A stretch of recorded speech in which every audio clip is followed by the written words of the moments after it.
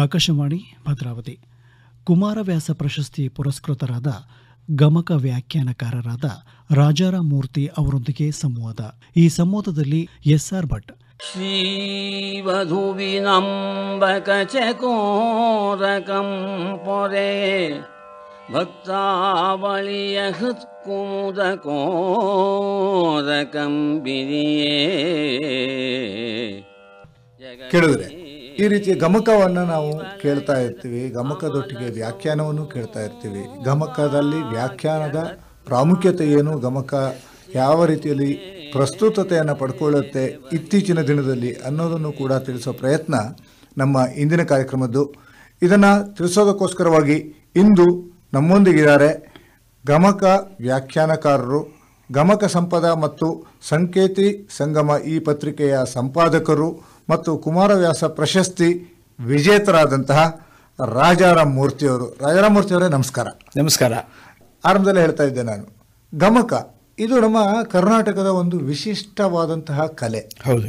ಈ ಗಮಕ ಅಂತ ಯಾವುದಕ್ಕೆ ಹೇಳ್ತೀವಿ ಅನ್ನೋದ್ರಿಂದ ನಮ್ಮ ಕಾರ್ಯಕ್ರಮವನ್ನು ಪ್ರಾರಂಭ ಮಾಡ್ಬೋಣ. ಸಾಮಾನ್ಯವಾಗಿ ಹಳೆಗನ್ನಡ ಕಾವ್ಯಗಳನ್ನು ರಾಗವಾಗಿ ಹಿತಮಿತವಾದಂತಹ ಸಂಗೀತವನ್ನು ಬೆರೆಸಿ ಹಾಡ್ತಕ್ಕಂತಹ ಕಲೆಗೆ ಗಮಕ ಅಂತ ಕರೀತಾರೆ. ಮೊದಲು ಇದಕ್ಕೆ ಭಾರತ ವಾಚನ ಕಲೆ ಅಂತ ಕರೀತಾ ಇದ್ರು. ಹೇಗೆ ಹರಿಕಥೆ ಅಂತಂದ್ರೆ ಕೇವಲ ಹರಿಯ ಕಥೆ ಅಲ್ಲದೇನೆ ಹರನ ಕಥೆ ಇತ್ಯಾದಿ ದೇವತೆಗಳ ಕಥೆಯನ್ನು ಹರಿಕಥೆ ಅನ್ನೋ ಹೆಡ್ಡಿಂಗ್ನಲ್ಲೇ ಹೇಳ್ತಾ ಇದ್ರು. ಅದೇ ರೀತಿಯಾಗಿ ಬರೇ ಭಾರತ ವಾಚನ ಅನ್ನೋದು ಮಾತ್ರ ಅಲ್ಲ, ಭಾಗವತ ವಾಚನವು ಬೇರೆ ಬೇರೆ ಕಾವ್ಯಗಳ ವಾಚನವನ್ನು ಕೂಡ ಸಾಮಾನ್ಯವಾಗಿಯೇ ಈ ಭಾರತ ವಾಚನ ಅಂತಕ್ಕಂತಹ ಒಂದು ಟೈಟಲ್ನಲ್ಲೇ ಕರೀತಾ ಇದ್ರು. ಇದು ಭಾರತ ವಾಚನ ಅಂತಕ್ಕಂಥದ್ದು ಹಳೆಗನ್ನಡ ಕಾವ್ಯಗಳನ್ನು ರಾಗವಾಗಿ ಹೇಳ್ತಕ್ಕಂತಹ ಒಂದು ಕಲೆ. ಮೊದಲಿಗೆ ಅದು ಪುರಾಣ ವಾಚನದಿಂದ ಒಡ್ಕೊಂಡು ಬಂದಿರತಕ್ಕಂಥದ್ದು. ಹಿಂದೆ ಪುರಾಣಗಳನ್ನು, ಅಷ್ಟಾದಶ ಪುರಾಣಗಳನ್ನು ಹೇಳ್ತಕ್ಕಂತಹ ಪಂಡಿತರಿದ್ದರು. ಅವರು ಈ ಸಂಸ್ಕೃತದಲ್ಲಿರ್ತಕ್ಕಂತಹ 18 ಪುರಾಣಗಳನ್ನು, ಉಪಪುರಾಣಗಳನ್ನು ರಾಗವಾಗಿ ಒಬ್ಬರೇ ಸ್ವಲ್ಪ ರಾಗ ಮಿಶ್ರ ಮಾಡಿ ಹಾಡಿಕೊಂಡು ಅದಕ್ಕೆ ವ್ಯಾಖ್ಯಾನವನ್ನು ಹೇಳ್ತಾಯಿದ್ರು. ಅದಕ್ಕೆ ವ್ಯಾಖ್ಯಾನ ತೀರಾ ಅಗತ್ಯವಾಗಿತ್ತು. ಯಾಕೆಂದರೆ ಅವೆಲ್ಲ ಸಂಸ್ಕೃತ ಕಾವ್ಯಗಳು, ಸಂಸ್ಕೃತದಿಂದ ಬಂದಿರತಕ್ಕಂಥದ್ದಾದ್ದರಿಂದ ಅದಕ್ಕೆ ವ್ಯಾಖ್ಯಾನ ಬೇಕೇ ಬೇಕಾಗಿತ್ತು. ನಮ್ಮ ನಾಡಿನ ಜನರಿಗೆ ತಿಳಿಸೋಕ್ಕೋಸ್ಕರ ಅದನ್ನು ಪಂಡಿತರು ಅದರ ವಾಚನವನ್ನು ಮಾಡಿ ಆ ಪದ್ಯವನ್ನು ಕೇಳಿಸಿ ಆಮೇಲೆ ಅದಕ್ಕೆ ವ್ಯಾಖ್ಯಾನವನ್ನು ಕೂಡ ಹೇಳಿದ್ರು, ಹಿತಮಿತವಾದ ವ್ಯಾಖ್ಯಾನವನ್ನು ಹೇಳ್ಕೊಂಡು ಹೋಗ್ತಾಯಿದ್ರು. ಅದು ಕಳೆದ ಶತಮಾನದ ಆದಿಯಲ್ಲಿ ಕನ್ನಡ ಕಾವ್ಯಗಳಿಗೂ ಕೂಡ ಪ್ರಾರಂಭವಾಯಿತು. ಅದನ್ನೇ ಭಾರತ ವಾಚನ ಅಂತ ಕರೆದ್ರು. ಆ ಭಾರತ ವಾಚನ ಅನ್ನೋದಕ್ಕೆ ಮುಂದೆ ಕವಿಗಳು ಹಿಂದಿಂದಲೂ ಬಳಕೆ ಇಲ್ಲದೆ ಗಮಕ ಅನ್ನೋದು, ಅದಕ್ಕೆ ಗಮಕ ಅಂತ ಕರೆದಿದ್ದಾರೆ. ಈ ಗಮಕ ಕಲೆ ಬಹಳ ಹಿಂದಿನ ಕಾಲದಿಂದಲೂ ಕೂಡ ಬಂದಿರುವಂಥ ಒಂದು ಕಲೆ. ರಾಜಾರಾಮ್ ಮೂರ್ತಿಗಳೇ, ಹಾಗಿದ್ರೆ ಈ ಒಂದು ಗಮಕದ ಉಗಮ ಅಥವಾ ಗಮಕ ಯಾವಾಗಲಿಂದ ಪ್ರಾರಂಭ ಆಯಿತು ಅಂತ ನಮ್ಮ ಕೇಳೋರಿಗೆ ತಿಳಿಸ್ಬೋಣ. ರಾಮಾಯಣ ಆದಿಕಾವ್ಯ.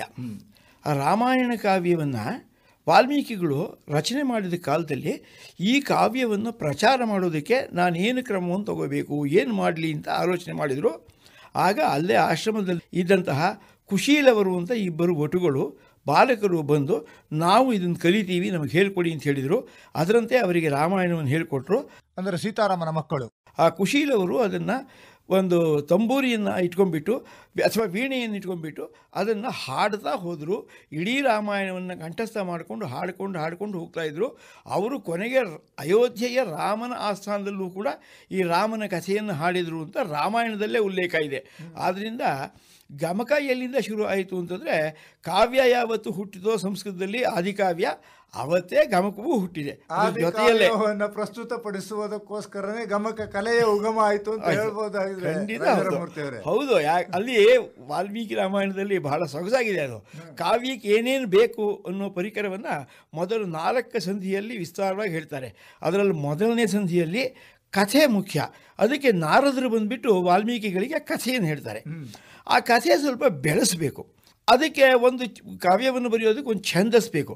ಆ ಛಂದಸ್ ಬೇಕು ಅಂದಾಗ ಯಾವ ಛಂದಸ್ಸು ಅಂತ ಆಲೋಚನೆ ಮಾಡ್ತಿರ್ಬೇಕಾದ್ರೇ ಒಬ್ಬ ಬೇಡ ಒಂದು ಹಕ್ಕಿಗೆ ಬಾಣ ಹೊಡಿತಾನೆ. ಆಗ ವಾಲ್ಮೀಕಿಗಳ ಬಾಯಿಂದ ಸಿಟ್ಟಿನಿಂದ ಬಂದುಬಿಡುತ್ತೆ, ಮಾನಿಷಾದ ಪ್ರತಿಷ್ಠಾಂ ತ್ವಂ ಅಗಮ ಶಾಶ್ವತೀ ಸಮಾಹ ಯತ್ ಕ್ರೌಂಚ ಮಿಥುನಾದೇಕಂ ಅವಧಿ ಕಾಮಮೋಹಿತಂ ಅಂತ ಹಾಗೆ ಅಬ್ಬರಿಸಿ ಜೋರಾಗಿ ಹೇಳಿ ಆಮೇಲೆ ಯೋಚನೆ ಮಾಡ್ತಾರೆ, ನಾನು ಯಾಕೆ ಶಾಪ ಕೊಡೋಕೆ ಹೋದೆ, ಅವನ ವೃತ್ತಿ ಅದು, ಅವನು ಬಾಣ ಹೊಡೆದಿಯಾನೆ, ಹಕ್ಕಿಗಳಲ್ಲಿ ಒಂದು ಸತ್ತೋಯ್ತು, ಪಾಪ ಸಾಯಬಾರ್ದಾಗಿತ್ತು, ಇವನು ಹೊಡಿಬಾರ್ದಾಗಿತ್ತು, ಆದರೆ ನನಗೇನು, ನಾನು ಯಾಕೆ ಹೀಗೆ ಮಾಡಿಬಿಟ್ಟೆ, ನಾನು ಯಾಕೆ ಶಾಪ ಕೊಟ್ಟೆ ಅಂತ ಅಂದ್ಕೊಂಡ್ರು. ಆಮೇಲೆ ಅದನ್ನು ಯೋಚನೆ ಮಾಡಿದರು, ಎಲ್ಲ ನಾನು ಏನು ಹೇಳಿದೆ ಈಗ, ಶೋಕದಿಂದ ಜೋರಾಗಿ ಹೇಳಿರ್ತಕ್ಕಂಥ ಮಾತುಗಳು ಇದು ಛಂದೋಬದ್ಧವಾಗಿದೆ, ಶ್ಲೋಕವಾಗಿಬಿಟ್ಟಿದೆ, ಇದು ಕೇವಲ ಶ್ಲೋಕವೇ ಆಗಲಿ, ಶೋಕ ಆಗೋದು ಬೇಡ, ಅವನ ಶಾಪ ಆಗೋದು ಬೇಡ ಅಂತ ಅಂದ್ಕೊಂಡ್ರು. ಅಲ್ಲಿಂದ ಒಂದು ಛಂದಸ್ ಉತ್ಪತ್ತಿ ಆಯಿತು, ಅದನ್ನೇ ಅನುಷ್ಠುಪ್ ಛಂದಸ್ ಅಂತ ಕಾದರು. ಕಾವ್ಯಕ್ಕೆ ಬೇಕಾದಂತಹ ಕಥೆಯಾಗಿತ್ತು, ಛಂದಸ್ಸಾಯಿತು. ಅನಂತರದಲ್ಲಿ ಕಾವ್ಯದ ರಚನೆ ಪ್ರಾರಂಭ ಆಯಿತು. ಆಗ ಬ್ರಹ್ಮ ಬಂದುಬಿಟ್ಟು ಅನುಗ್ರಹ ಮಾಡಿದ. ಕಥೆ ವಿಸ್ತಾರವಾಗಿ ರಾಮಾಯಣದ ಕಾಲದಲ್ಲಿ, ರಾಮನ ಅಂತರಂಗದಲ್ಲಿ, ಸೀತೆಯ ಅಂತರಂಗದಲ್ಲಿ, ದಶರಥ, ಕೈಕೇಯಿ, ಕೌಸಲ್ಯೆ, ಜನಕ ಇವರ ಅಂತರಂಗದಲ್ಲಿ ಏನೇನು ನಡೆದಿದೆಯೋ, ಏನೇನು ಸಂಭಾಷಣೆ ಆಗಿದೆಯೋ ಅಷ್ಟೂ ನಿನಗೆ ಕಾಣಲಿ ಅಂತ ಹೇಳಿದರು. ಅದರಂತೆ ಅದೆಲ್ಲವನ್ನು ನೋಡಿಕೊಂಡು ವಾಲ್ಮೀಕಿಗಳು ಆ ಛಂದಸ್ನಲ್ಲಿ ಅನುಷ್ಠುಪ್ ಛಂದಸ್ನಲ್ಲಿ ಕಾವ್ಯವನ್ನು ಬರೆದರು. ಕಾವ್ಯ ಬರೆದ ಮೇಲೆ ಯೋಚನೆ ಮಾಡಿದರು, ಈ ಕಾವ್ಯ ಜನರಿಗೆ ತಲುಪೋದು ಹೇಗೆ, ನಾನು ತಲುಪಿಸೋದು ಹೇಗೆ ಅಂತ. ಆಗ ಅವರಿಗೆ ಅನ್ನಿಸ್ತು, ಏನಾದರೂ ಮಾಡಿ ಜನರಿಗೆ ತಲುಪಿಸೋ ಹಾಗೆ ಏನಾದರೂ ಒಂದು ಮಾಧ್ಯಮ ಇಟ್ಕೋಬೇಕು ಅಂತ. ಅಷ್ಟೊತ್ತಿಗೆ ಆ ಕುಶೀಲವರು ಬಂದುಬಿಟ್ಟು ಅಜ್ಜ ನಮಗೆ ಹೇಳಿಕೊಡಿ ಅಂತಂದರು. ಅವ್ರು ಹೇಳಿಕೊಟ್ಟ ಮೇಲೆ ಹೇಳಿಕೊಂಡು ಶುರು ಮಾಡಿದರು ಅವರು. ಹಾಗಾಗಿ ಕಾವ್ಯದ ಕಥೆ, ಕಾವ್ಯದ ಛಂದಸ್ಸು, ಕಾವ್ಯದ ವಿಸ್ತಾರ ಮತ್ತು ಕಾವ್ಯವನ್ನು ಜನರಿಗೆ ತಲುಪಿಸತಕ್ಕಂತಹ ಮಾರ್ಗ 4 ಅಲ್ಲೇ ಹುಟ್ಟುಕೊಳ್ತು ಅಂತ ವಾಲ್ಮೀಕಿಗಳೇ ಅದನ್ನು ಉಲ್ಲೇಖ ಮಾಡಿದ್ದಾರೆ. ರಾಮಾಯಣದಲ್ಲಿ ಅದಿದೆ. ಆದ್ದರಿಂದ ಗಮಕ ಹುಟ್ಟಿದ್ದು ಕುಶೀಲವರಿಂದ, ವಾಲ್ಮೀಕಿಗಳಲ್ಲಿ ಆದಿಕಾವ್ಯದಲ್ಲೇ. ರಾಮಾಯಣದ ಕಾಲದಲ್ಲಿ ಲವಕುಶರಿಂದ ಆರಂಭವಾದಂತಹ ಈ ಗಮಕ ಕಲೆ ಇಂದಿಗೂ ಕೂಡ ಮುಂದುವರ್ಕೊಂಡು ಬಂದಿರುವಂಥ ಸಂದರ್ಭದಲ್ಲಿ ರಾಜಾರಾಮಮೂರ್ತಿಗಳೇ ತಾವು ಕೂಡ ವ್ಯಾಖ್ಯಾನಕಾರರಾದಂಥ ತಮಗೆ ಈ ಗಮಕ ಕಲೆಯಲ್ಲಿ ಆಸಕ್ತಿ ಯಾವಾಗಿಂದ ಹುಟ್ಟುಕೊಂಡಿತು? ಬಾಲ್ಯದಲ್ಲಿ ನಮ್ಮ ಮನೆಯಲ್ಲಿ ಸಂಸ್ಕೃತ, ವೇದ ಇತ್ಯಾದಿಗಳ ಪಾಠ ಹೇಳ್ಕೊಡ್ತಾಯಿದ್ರು. ಅದು ಬಾಲ್ಯದಲ್ಲೇ ನಮಗೆ ಅಶಿಕ್ಷಣವಾಗಿತ್ತು. ಮುಂದೆ ಕನ್ನಡ ಕಾವ್ಯಗಳನ್ನು ಓದಬೇಕು ಅಂತಕ್ಕಂಥ ಆಸಕ್ತಿ ಬೆಳೆದದ್ದು ಪೂಜ್ಯ ಲಕ್ಷ್ಮೀಕೇಶವ ಶಾಸ್ತ್ರಿಗಳ ವ್ಯಾಖ್ಯಾನ ಕೇಳೋದ್ರಿಂದ. ಅವರು ಮತ್ತೂರಿನವರಾಗಿದ್ದರು, ಹೊಸಳ್ಳಿಗೆ ಪದೇ ಪದೇ ಬರ್ತಾಯಿದ್ರು. ಅಲ್ಲಿ ಬಂದಾಗ ನಮ್ಮ ಹೊಸಳ್ಳಿನಲ್ಲಿ ಗಮಕ ಕಾರ್ಯಕ್ರಮ ನಡೀತಾ ಇತ್ತು. ಪದ್ಮಶ್ರೀ ಪೂಜ್ಯ ಕೇಶವಮೂರ್ತಿಗಳವರು ವಾಚನ ಮಾಡ್ತಾಯಿದ್ರು, ಲಕ್ಷ್ಮೀಕೇಶವ ಶಾಸ್ತ್ರಿಗಳು ವ್ಯಾಖ್ಯಾನ ಮಾಡ್ತಾಯಿದ್ರು. ಅನಂತರದಲ್ಲಿ ನಮ್ಮ ಗುರುಗಳಾದಂತಹ ಮಾರ್ಕಂಡೇಯ ಅವಧಾನಿಗಳು ವ್ಯಾಖ್ಯಾನವನ್ನು ಮಾಡ್ತಾಯಿದ್ರು. ಅವರ ವ್ಯಾಖ್ಯಾನವನ್ನು ಕೇಳ್ತಾ ಅವರ ವಾಚನವನ್ನು ಕೇಳ್ತಾ ನಮಗೂ ಇದನ್ನು ನಾವು ಕಲಿಬೇಕು ಅನ್ನೋ ಆಸಕ್ತಿ ಬೆಳೀತು. ಪ್ರತಿದಿನ ಅವರ ಕಾರ್ಯಕ್ರಮ ಯಾವಾಗಾದರೂ ಕೂಡ ಮೊದಲನೇ ಸಾಲಿನಲ್ಲಿ ಕೂತ್ಕೊಂಡು ಕಾರ್ಯಕ್ರಮವನ್ನು ಕೇಳಿ ಅವ್ರು ಏನು ಹೇಳಿದರು, ಏನು ಹೇಳ್ತಾ ಇದ್ದಾರೆ ಆ ಪದ್ಯನ ಅಂಥೇಳಿ. ಪುಸ್ತಕ ಏನು ಇರಲಿಲ್ಲ ನಮ್ಮ ಹತ್ರ ಇಲ್ಲ, ಬರೇ ನೆನಪಲ್ಲಿ ಇಟ್ಕೊಂಡು ಬಾಲ್ಯದಿಂದಲೂ ಆ ಶಿಕ್ಷಣ ಬೆಳೆದ್ರಿಂದ ಅದನ್ನು ಕಲಿಬೇಕು ಅಂತಕ್ಕಂಥ ಆಸಕ್ತಿ ತುಂಬ ಬಂತು. ಅವರು ತುಂಬ ಚೆನ್ನಾಗಿ ಹೇಳ್ತಾಯಿದ್ರು. ಅವರಿಬ್ಬರು ಕೂಡ ಮಾರ್ಕಂಡೇಯ ಅವಧಾನಿಗಳು, ಲಕ್ಷ್ಮೀಕೇಶವ ಶಾಸ್ತ್ರಿಗಳು, ಅನಂತರ ಮತ್ತೂರು ಕೃಷ್ಣಮೂರ್ತಿಗಳು, ಅವರೆಲ್ಲ ನಮ್ಮ ಗುರುಗಳು. ತುಂಬ ಚೆನ್ನಾಗಿ ಅವರು ಹೇಳ್ತಾಯಿದ್ರು. ಅವ್ರು ಹೇಳೋದನ್ನು ಕೇಳಿದಾಗ ನಾವು ಹೀಗೆ ಆಗಬೇಕು, ನಾನು ಕಲಿಬೇಕು ಅನ್ನೋ ಆಸಕ್ತಿ ತುಂಬ ಬೆಳೀತು. ರಾಜಾರಾಮಮೂರ್ತಿಗಳೇ, ತಾವು ಮತ್ತೂರು ಹೊಸಹಳ್ಳಿಯವರು ಅಂತಂದ್ರಿ. ಮತ್ತೂರು ಅಂತಂದ ಕೂಡಲೇ ನಮಗೆ ಸಾಮಾನ್ಯವಾಗಿ ಕಲ್ಪನೆಗೆ ಬರೋದು ಅದೊಂದು ಸಂಸ್ಕೃತ ಗ್ರಾಮ, ಇಡೀ ಹಳ್ಳಿಯೇ ಸಂಸ್ಕೃತವನ್ನು ಮಾತಾಡುವಂಥದ್ದು, ಅದಕ್ಕೆ ಹೊಂದಿಕೊಂಡಿರುವಂಥದ್ದು ತಮ್ಮ ಹೊಸಹಳ್ಳಿ ಅಂತಂದ್ರಿ. ಈ ಸಂಸ್ಕೃತದ ಹಳ್ಳಿಗೆ ಹೊಂದಿಕೊಂಡಿರುವಂಥ ಹಳ್ಳಿಯ ತಮಗೆ ಈ ಒಂದು ಕನ್ನಡದ ಮೇಲೆ ಆಸಕ್ತಿ ಹೇಗೆ ಬಂತು? ಲಕ್ಷ್ಮೀಕೇಶವ ಶಾಸ್ತ್ರಿಗಳು ಅವರ ಸುಮಾರು 30ನೇ ವಯಸ್ಸಲ್ಲಿ ಶಿವಮೊಗ್ಗದಲ್ಲಿ ಒಂದು ಗಮಕ ಕಾರ್ಯಕ್ರಮವನ್ನು ಕೇಳಿದ್ರಂತೆ, ಮೊಟ್ಟ ಮೊದಲ ಬಾರಿಗೆ ಕರ್ನಾಟಕ ಸಂಘದಲ್ಲಿ. ಅದನ್ನು ನೋಡಿದ ಮೇಲೆ ಅವರಿಗೆ ಅನ್ನಿಸ್ತು. ಆಗೆಲ್ಲ ಊರಿನಲ್ಲಿ ಪುರಾಣ ವಾಚನ ನಡೀತಾ ಇತ್ತು. ಸಂಸ್ಕೃತ ಪುರಾಣಗಳನ್ನು ಪಂಡಿತರು ಹೇಳ್ತಾ ಇದ್ರು. ಈ ಮಳೆಗಾಲದ ದಿನಗಳಲ್ಲಿ ಒಂದು 3-4 ತಿಂಗಳು ನಿತ್ಯ ಯಾರ್ದಾದ್ರೂ ಮನೆಯಲ್ಲಿ ನಡೀತಾ ಇತ್ತು, ಇಲ್ಲಿ ದೇವಸ್ಥಾನದಲ್ಲಿ ಪುರಾಣ ಪ್ರವಚನ ನಡೀತಾ ಇತ್ತು. ಅದೆಲ್ಲ ಮಾಡ್ತಾಯಿದ್ರು. ಪುರಾಣ ಸಂಸ್ಕೃತದ್ದಾಯಿತು, ಕನ್ನಡಕ್ಕೂ ಮಾಡಬೇಕು ಅಂತ ಹೇಳಿಬಿಟ್ಟು ಲಕ್ಷ್ಮೀಕೇಶವ ಶಾಸ್ತ್ರಿಗಳು ಗದಗಿನ ಭಾರತಕ್ಕೆ, ಕುಮಾರವ್ಯಾಸ ಭಾರತಕ್ಕೆ ವ್ಯಾಖ್ಯಾನ ಮಾಡೋದನ್ನು ಅವರಿಂದ ಕೇಳಿ ಪ್ರಭಾವಿತರಾಗಿ ಕಲಿಯೋಕ್ಕೆ ಶುರು ಮಾಡಿದರು. ಅದು ಬಹಳ ಆಸಕ್ತಿ ಆಯಿತು ಅವರಿಗೆ. ಮತ್ತು ಅವರೇನೇ ಆ ಪರಂಪರೆಯನ್ನು ಹಾಕ್ಕೊಟ್ರು. ಒಂದು ಕಥೆಯನ್ನು ಹೇಳಬೇಕಾದ್ರೆ ಅದಕ್ಕೆ ಹೇಗೆ ಒಂದು ಸಂಸ್ಕೃತ ಶ್ಲೋಕವನ್ನು ಜೋಡಿಸ್ಬೇಕು, ಒಂದು ಉಪಕಥೆಯನ್ನು ಜೋಡಿಸ್ಬೇಕು, ಬೇರೆ ಕಾವ್ಯದಿಂದ, ಸಂಸ್ಕೃತ ಕಾವ್ಯಗಳಿಂದ ಹೇಗೆ ಕಥೆಯನ್ನು ತರಬೇಕು, ಅದೆಲ್ಲ ಶಿಕ್ಷಣವನ್ನು ಅವರು ಮಾಡಿದರು. ನಾವು ಅವರು ಮುಂದೆ ಕೂತು ಕಾವ್ಯವಾಚನವನ್ನು, ಕಥೆಯನ್ನು, ಆ ವ್ಯಾಖ್ಯಾನವನ್ನು ಕೇಳ್ತಾನೆ ನಾವು ಕಲ್ತ್ಕೊಂಡ್ವಿ. ಯಾರ ಹತ್ರನೂ ಪಾಠ ಹೇಳಿಸ್ಕೊಳ್ಳೋದಕ್ಕಾಗಲಿ ಇದಕ್ಕಾಗಲಿ ಏನೂ ಇಲ್ಲ, ಇದಕ್ಕೆ ಒಂದು ಟೆಕ್ಸ್ಟ್ ಇಲ್ಲ. ಆದರೆ ಅದನ್ನು ಕೇಳ್ತಾ ನಮಗೆ ಬೆಳೀತು, ನಾವು ಅದನ್ನು ಕಲ್ತ್ಕೊಂಡ್ವಿ. ತುಂಬ ಆಸಕ್ತಿ ವಿಷಯವಾಯಿತು ನಮಗೆಲ್ಲ. ಆಗ ಮನೋರಂಜನೆ ಅಂದರೆ ಭಾರತವಾಚನವೇ. ಅವ್ರು ಬಂದಿದ್ದಾರೆ, ವಾಚನ ಮಾಡ್ತಾರೆ, ವ್ಯಾಖ್ಯಾನ ಮಾಡ್ತಾರೆ ಅಂತಂದರೆ ಅದೇನೋ ಮುಖ್ಯವಾದಂಥ ಮನೋರಂಜನೆ ಆಗಿತ್ತು. ಸುಮಾರು ಒಂದು 30 ವರ್ಷ ಕಾಲ ಅದನ್ನ ನಿತ್ಯ ಕೇಳೋದ್ರಿಂದ ಬೆಳೀತು. ಇದು ನಿಮಗೆ ಆಸಕ್ತಿ ಬೆಳೆದಿದ್ದಾಯಿತು. ಆಮೇಲೆ ನಿಮ್ಮ ತಂದೆ ತಾಯಿಯರು ಕೂಡ ಇದಕ್ಕೆ ಯಾವ ರೀತಿಯಲ್ಲಿ ಪ್ರೋತ್ಸಾಹವನ್ನು? ತುಂಬ ಪ್ರೋತ್ಸಾಹ ಆಯಿತು ಊರಲ್ಲಿ ಎಲ್ಲರಲ್ಲೂ. ನಮ್ಮದು ಹೊಸಹಳ್ಳಿಯಿಂದ ಹೊಸಹಳ್ಳಿ ಅನ್ನೋದು ತುಂಗಾ ದಡದ ಈಚೆ ಭಾಗದಲ್ಲಿರೋದು, ಮತ್ತೂರು ಅನ್ನೋದು ಆ ಕಡೆ ಭಾಗದಲ್ಲಿರೋದು. ಅದು ಎರಡೂ ವೈದಿಕ ಅಗ್ರಹಾರಗಳೇನೆ. ವೇದ ಸಂಸ್ಕೃತ ಅನ್ನೋದು ಮನೆಯಲ್ಲೇ ಎಲ್ರಿಗೂ ಬಾಲ್ಯದಲ್ಲಿ ಪಾಠವಾಗ್ತಾ ಇತ್ತು. ಎಲ್ಲರೂ ಪ್ರೋತ್ಸಾಹವನ್ನು ಕೊಡ್ತಾ ಇದ್ರು, ವೇದ ಹೇಳಿಸ್ಕೋಬೇಕು ಅಂತ ಹೇಳಿಬಿಟ್ಟು. ಚಿಕ್ಕ ವಯಸ್ಸಿನಲ್ಲೇ ಉಪನಯನವನ್ನು ಮಾಡಿ ವೇದವನ್ನು ಕಲಿಸೋದಕ್ಕೆ ಎಲ್ಲ ಮನೆಯಲ್ಲೂ ಕೂಡ ಒಂದು ಪ್ರೋತ್ಸಾಹದ ವಾತಾವರಣ ಇದ್ದೇ ಇತ್ತು. ನಾವು ಹೊಸದಾಗಿ ಪಾಠಶಾಲೆ ಸೇರಿದವರು, ಅಲ್ಲಿವರೆಗೂ ಶಾಲೆಗಳಿರಲಿಲ್ಲ, ನಾವು ಹೋದ ಶಾಲೆ ಶುರು ಆಯಿತು. ಶಾಲೆ ಕಲಿತರೂ ಕೂಡ ಮನೆಯಲ್ಲಿನ ಆ ಸಂಸ್ಕೃತಿ ಆ ಸಂಸ್ಕಾರ ಅವೆಲ್ಲವೂ ತಪ್ಪದೇ ನಡೀತಾ ಇತ್ತು. ಆದ್ದರಿಂದ ನಮಗೆ ಈ ಭಾಷೆಯ ಒಂದು ಕಲಿಕೆ ಅನ್ನೋದು ಲೀಲಾಜಾಲವಾಗಿ ಬಂದುಬಿಡ್ತು, ಸಂಸ್ಕೃತ ಮತ್ತು ಕನ್ನಡ ಎರಡೂ. ಸಂಸ್ಕೃತ ಕನ್ನಡದ ಆಸಕ್ತಿ ಅಂದು ಬೆಳೆದಿದ್ದು ಇಂದಿನವರೆಗೂ ಕೂಡ ಮುಂದುವರ್ಕೊಂಡು ಬಂದಿದೆ ರಾಜಾರಾಮಮೂರ್ತಿಗಳು. ಹೌದು. ಸುಮಾರು ಎಷ್ಟು ಪ್ರವಚನವನ್ನು ಕೊಟ್ಟಿದ್ದೀರಿ? ಕುತೂಹಲಕ್ಕೆ ಕೇಳ್ತೀನಿ. ಸುಮಾರು ಒಂದು 5-6 ಸಾವಿರ ಪ್ರವಚನಗಳಾಗಿರ್ಬೋದು, ಸೊ ಅದಕ್ಕಿಂತ ಜಾಸ್ತಿನೂ ಆಗಿರ್ಬೋದು. ಯಾಕೆಂದರೆ ತುಂಬ ಕಡೆಗಳಲ್ಲಿ ಇಡೀ ವಾರ ನಡೀತಾ ಇತ್ತು. ಒಂದೊಂದು ಕಡೆ ಪ್ರಾರಂಭ ಆದರೆ ಒಂದು 10 ದಿನ, ಒಂದು 15 ದಿನ, ಕೆಲವು ಕಡೆಯಲ್ಲಿ ಒಂದು ಇಡೀ ತಿಂಗಳು ಕೂಡ ಪ್ರವಚನ ಮಾಡಿದ್ದುಂಟು. ಹಾಗಾಗಿ ಒಂದು 5-6 ಸಾವಿರ ಕಮ್ಮಿ ಇಲ್ಲದಂತೆ ಪ್ರವಚನಗಳಾಗಿದೆ. ಹಾಗೆ ಸುಮಾರು ಎಷ್ಟು ಕಾವ್ಯಗಳಿಗೆ ವ್ಯಾಖ್ಯಾನವನ್ನು ಮಾಡಿದ್ದೀರಿ? ನಾನು ಸುಮಾರು ಒಂದು 50 ಕಾವ್ಯಗಳಿಗೆ ವ್ಯಾಖ್ಯಾನವನ್ನು ಮಾಡಿದ್ದೀನಿ, ಸಂಸ್ಕೃತ ಕಾವ್ಯಗಳಿಗೂ ಮಾಡಿದ್ದೀನಿ. ಈಗ ಇತ್ತೀಚೆಗೆ ತಮಗೆ ಬಂದಂಥದ್ದು ಕುಮಾರವ್ಯಾಸ ಪ್ರಶಸ್ತಿ. ಅದಕ್ಕೆ ಹಿಂದೆ ನನಗೆ ಒಂದು 2-3 ಪ್ರಶಸ್ತಿಗಳೇ ಬಂದಿದೆ. ದೂರದರ್ಶನದ ಚಂದನ ಪ್ರಶಸ್ತಿ, ಸರ್ಕಾರ ಬ್ರಾಹ್ಮಣ ಅಭಿವೃದ್ಧಿ ಮಂಡಳಿ ಅಂತ ಒಂದು ಮಾಡಿದೆ. ಆ ಬ್ರಾಹ್ಮಣ ಅಭಿವೃದ್ಧಿ ಮಂಡಳಿಯಿಂದ ಸಪ್ತರ್ಷಿ ಪ್ರಶಸ್ತಿ ಅಂತ ಒಂದು ಕೊಡ್ತಾರೆ. ಅದು ಮೊದಲನೇ ವರ್ಷದಲ್ಲೇ ನನಗೆ ಸಪ್ತರ್ಷಿ ಪ್ರಶಸ್ತಿ ಈಗ ಒಂದು 3-4 ವರ್ಷದ ಹಿಂದೆ ಬಂತು. ಒಂದು ಡಾಕ್ಟರ್ ಶಾಂತಾರಾಮ್ ಅಂತ ಅವರು ಒಂದು ಪ್ರಶಸ್ತಿಯನ್ನು ಇಟ್ಟಿದ್ರು, ಅದರ ವ್ಯಾಖ್ಯಾನದ ಪ್ರಶಸ್ತಿ ಬಂದಿದೆ. ಸಾರ್ವಜನಿಕ ಸಮಾರಂಭಗಳು ಆಗಿದೆ, ಬಹಳ ನಡೆದಿರುತ್ತೆ. ಹಾಗಾಗಿ ತಾವು ಮಾತನಾಡ್ತಾ ಇರುವಂಥ ಸಮಯದಲ್ಲಿ ರಾಮಾಯಣ ಕಾಲದಲ್ಲಿಯೇ ಈ ಗಮಕ ಕಲೆಯ ಉಗಮ ಆಯಿತು ಅಂತಂದರೆ, ಈ ಕಲಾ ಪ್ರಕಾರದ ಉಗಮ ಆಯಾಯ ಕಾಲಘಟ್ಟದಲ್ಲಿ ಆಯಾಯ ರಾಜರುಗಳ ಕಾಲದಲ್ಲಿ ರಾಜಾಶ್ರಯವನ್ನು ಕೂಡ ಪಡೆದುಕೊಂಡಿರೋದಕ್ಕೆ ಸಾಧ್ಯತೆ ಇರುತ್ತೆ. ಯಾಕೆಂದರೆ ಯಾವುದೇ ಒಂದು ಕಲೆ ಅಭಿವೃದ್ಧಿಯನ್ನು ಹೊಂದಬೇಕು, ಪುನರುತ್ಥಾನವನ್ನು ಹೊಂದಬೇಕು ಅಂತಂದರೆ ರಾಜಾಶ್ರಯ ಇಲ್ಲದೆ ಸಾಧ್ಯ ಸಿಕ್ಕಿದೆ. ಖಂಡಿತ ಕಾಲದಿಂದ ಕಾಲಕ್ಕೆ ರಾಜಾಶ್ರಯಗಳು ಸಿಕ್ಕಿರ್ತಕ್ಕಂತಹ ಉಲ್ಲೇಖಗಳು ಕಾವ್ಯದಲ್ಲಿ ಬರುತ್ತೆ. ವಿಶೇಷವಾಗಿ ಕರ್ನಾಟಕದಲ್ಲಿಯೇ ಈ ಕಲೆ ತುಂಬ ಪ್ರಸಿದ್ಧವಾಗಿರೋದು. ಕನ್ನಡದ ವಿಷಯದಲ್ಲಿ ಹೇಳೋದಾದರೆ ಸಂಸ್ಕೃತದ ಆ ಪುರಾಣಗಳನ್ನು ಎಲ್ಲ ಕಡೆಯಲ್ಲೂ ವಾಚನ ಮಾಡ್ತಾಯಿದ್ರು, ವ್ಯಾಖ್ಯಾನ ಮಾಡ್ತಾಯಿದ್ರು. ಆದರೆ ಕನ್ನಡ ಕಾವ್ಯಗಳಿಗೆ ಸಂಬಂಧಪಟ್ಟ ಹಾಗೆ ಬಂದರೆ ಬೇರೆ ಎಲ್ಲೂ ಕೂಡ ಇದು ಪರಂಪರೆ ಇದ್ದಾಗ ಕಾಣೋದಿಲ್ಲ. ಆದರೆ ಕನ್ನಡ ಕಾವ್ಯಗಳ ವಿಷಯದಲ್ಲಿ ಮಾತ್ರ ಮೊದಲಿನಿಂದಲೂ ಆದಿಕಾವ್ಯ ಪಂಪನಿಂದ ಹಿಡಿದು ಇಲ್ಲಿವರೆಗೂ ಕುವೆಂಪುವರೆಗೂ ಕೂಡ ವಿಸ್ತಾರವಾಗಿ ಜನ ಅದನ್ನು ಪ್ರಚಾರ ಮಾಡ್ತಾನೇ ಇದ್ದಾರೆ. ಹಳ್ಳಿಗಳಲ್ಲಿ ಆ ಶಾಲೆಯ ಉಪಾಧ್ಯಾಯರು ಅಥವಾ ಅಲ್ಲಿದ್ದಂತಹ ಕನ್ನಡ ಪಂಡಿತರು ದೇವಸ್ಥಾನಗಳಲ್ಲಿ ಕೂತ್ಕೊಂಡು ಅದನ್ನು ರಾಗವಾಗಿ ಹೇಳಿ ಅದನ್ನು ಜನರಿಗೆ ತಲುಪಿಸ್ತಾ ಇದ್ದಾರೆ. ಇದನ್ನು ನಮ್ಮ ನೃಪತುಂಗ ಅಥವಾ ಶ್ರೀವಿಜಯ ಬಹಳ ಚೆನ್ನಾಗಿ ಉಲ್ಲೇಖವನ್ನು ಮಾಡಿದ್ದಾನೆ. ನಮ್ಮ ಕರ್ನಾಟಕದ ಜನ ಕುರಿತೋದದೆಯುಂ ಕಾವ್ಯ ಪ್ರಯೋಗ ಪರಿಣತ ಮತಿಗಳು ನಿಜದಿಂ ಚದುರರಿಂದ. ಕನ್ನಡದ ಜನ ಬಹಳ ಬುದ್ಧಿವಂತರು. ಅವರು ಕೂತ್ಕೊಂಡು ಶಾಲೆಗೆ ಹೋಗಿ ಕಲಿದೇ ಹೋದರೂ ಕೂಡ ಕಾವ್ಯ ರಚನೆ ಮಾಡೋ ಅಷ್ಟು ಪ್ರೌಢಿಮೆ ಅವರಲ್ಲಿ ಇತ್ತು ಅಂತ. ಅದು ಯಾವುದರಿಂದ ಬಂತು ಅಂದರೆ ಈ ಗಮಕಿಗಳಿಂದ ಬಂತು. ಗಮಕಿಗಳು ಹಳ್ಳಿಗಳಲ್ಲಿ ಕೂತ್ಕೊಂಡು ಅವರಿಗೆ ಕಾವ್ಯವನ್ನು ಹೇಳ್ತಾ ಇದ್ದದ್ರಿಂದ ಅದನ್ನು ಕೇಳ್ತಾ ಕೇಳ್ತಾ ಕೇಳ್ತಾ ಅವರಿಗೂ ಕೂಡ ಕಾವ್ಯ ರಚನೆ ಮಾಡ್ತಕ್ಕಂಥ ಉತ್ಸಾಹ ಬಂತು. ಅವರು ಮಾಡೋಕ್ಕೆ ಶುರು ಮಾಡಿದರು. ಆಮೇಲೆ ಸ್ವಲ್ಪ ಪಾಡ್ಕೊಂಡು ತಿದ್ದುಕೊಂಡು ಅದು ಭವ್ಯ ಪರಂಪರೆ ಬರೋ ಹಾಗೆ ಆಯಿತು. ಆದ್ದರಿಂದ ಈ ಗಮಕ ನಾಡಿನಲ್ಲಿ ಅನೇಕ ಕಾಲದಿಂದ ಬರ್ತಾ ಇದೆ ಮತ್ತು ಅದಕ್ಕೆ ಕಾಲದಿಂದ ಕಾಲಕ್ಕೆ ರಾಜಾಶ್ರಯವೂ ಸಿಕ್ಕಿದೆ. ಎಲ್ಲ ರಾಜರು ಆಶ್ರಯವನ್ನು ಕೊಡದೇ ಇರಬಹುದು, ಆದರೆ ಅನೇಕ ರಾಜರು ಆಶ್ರಯವನ್ನು ಕೊಟ್ಟಿದ್ದಿದೆ. ಮತ್ತು ಪಂಪನೂ ಕೂಡ ಅದನ್ನು ಉಲ್ಲೇಖ ಮಾಡಿದ್ದಾನೆ. ಅವನ ಅರಿಕೆ ಸರಿಯೇನೆ ಅದಕ್ಕೆ ಬೇಕಾದಷ್ಟು ಒಂದು ಬಹುಮಾನಗಳನ್ನು ಕೊಟ್ಟ, ಉಂಬಳಿಯನ್ನು ಕೊಟ್ಟ ನನಗೆ ಕಾವ್ಯ ರಚನೆ ಮಾಡಿದ್ದಕ್ಕೆ ಅಂತ ಹೇಳ್ಕೊಂಡಿದ್ದಾನೆ. ರಾಜಾಶ್ರಯ ಅಂದಿನ ಕಾಲದಲ್ಲಿ ಸಿಕ್ತು, ಇಂದು ಕೂಡ ಸರ್ಕಾರವು ಕೂಡ ಆಶ್ರಯವನ್ನು ಕೊಡ್ತಾ ಇದೆಯಲ್ಲ ರಾಜಾರಾಮ? ಖಂಡಿತ ಕೊಡ್ತಾ ಇದೆ. ವಿಶೇಷವಾದಂತಹ ಒಂದು ಅಕಾಡೆಮಿನೇ ಇಟ್ಬಿಟ್ಟಿದ್ದಾರೆ.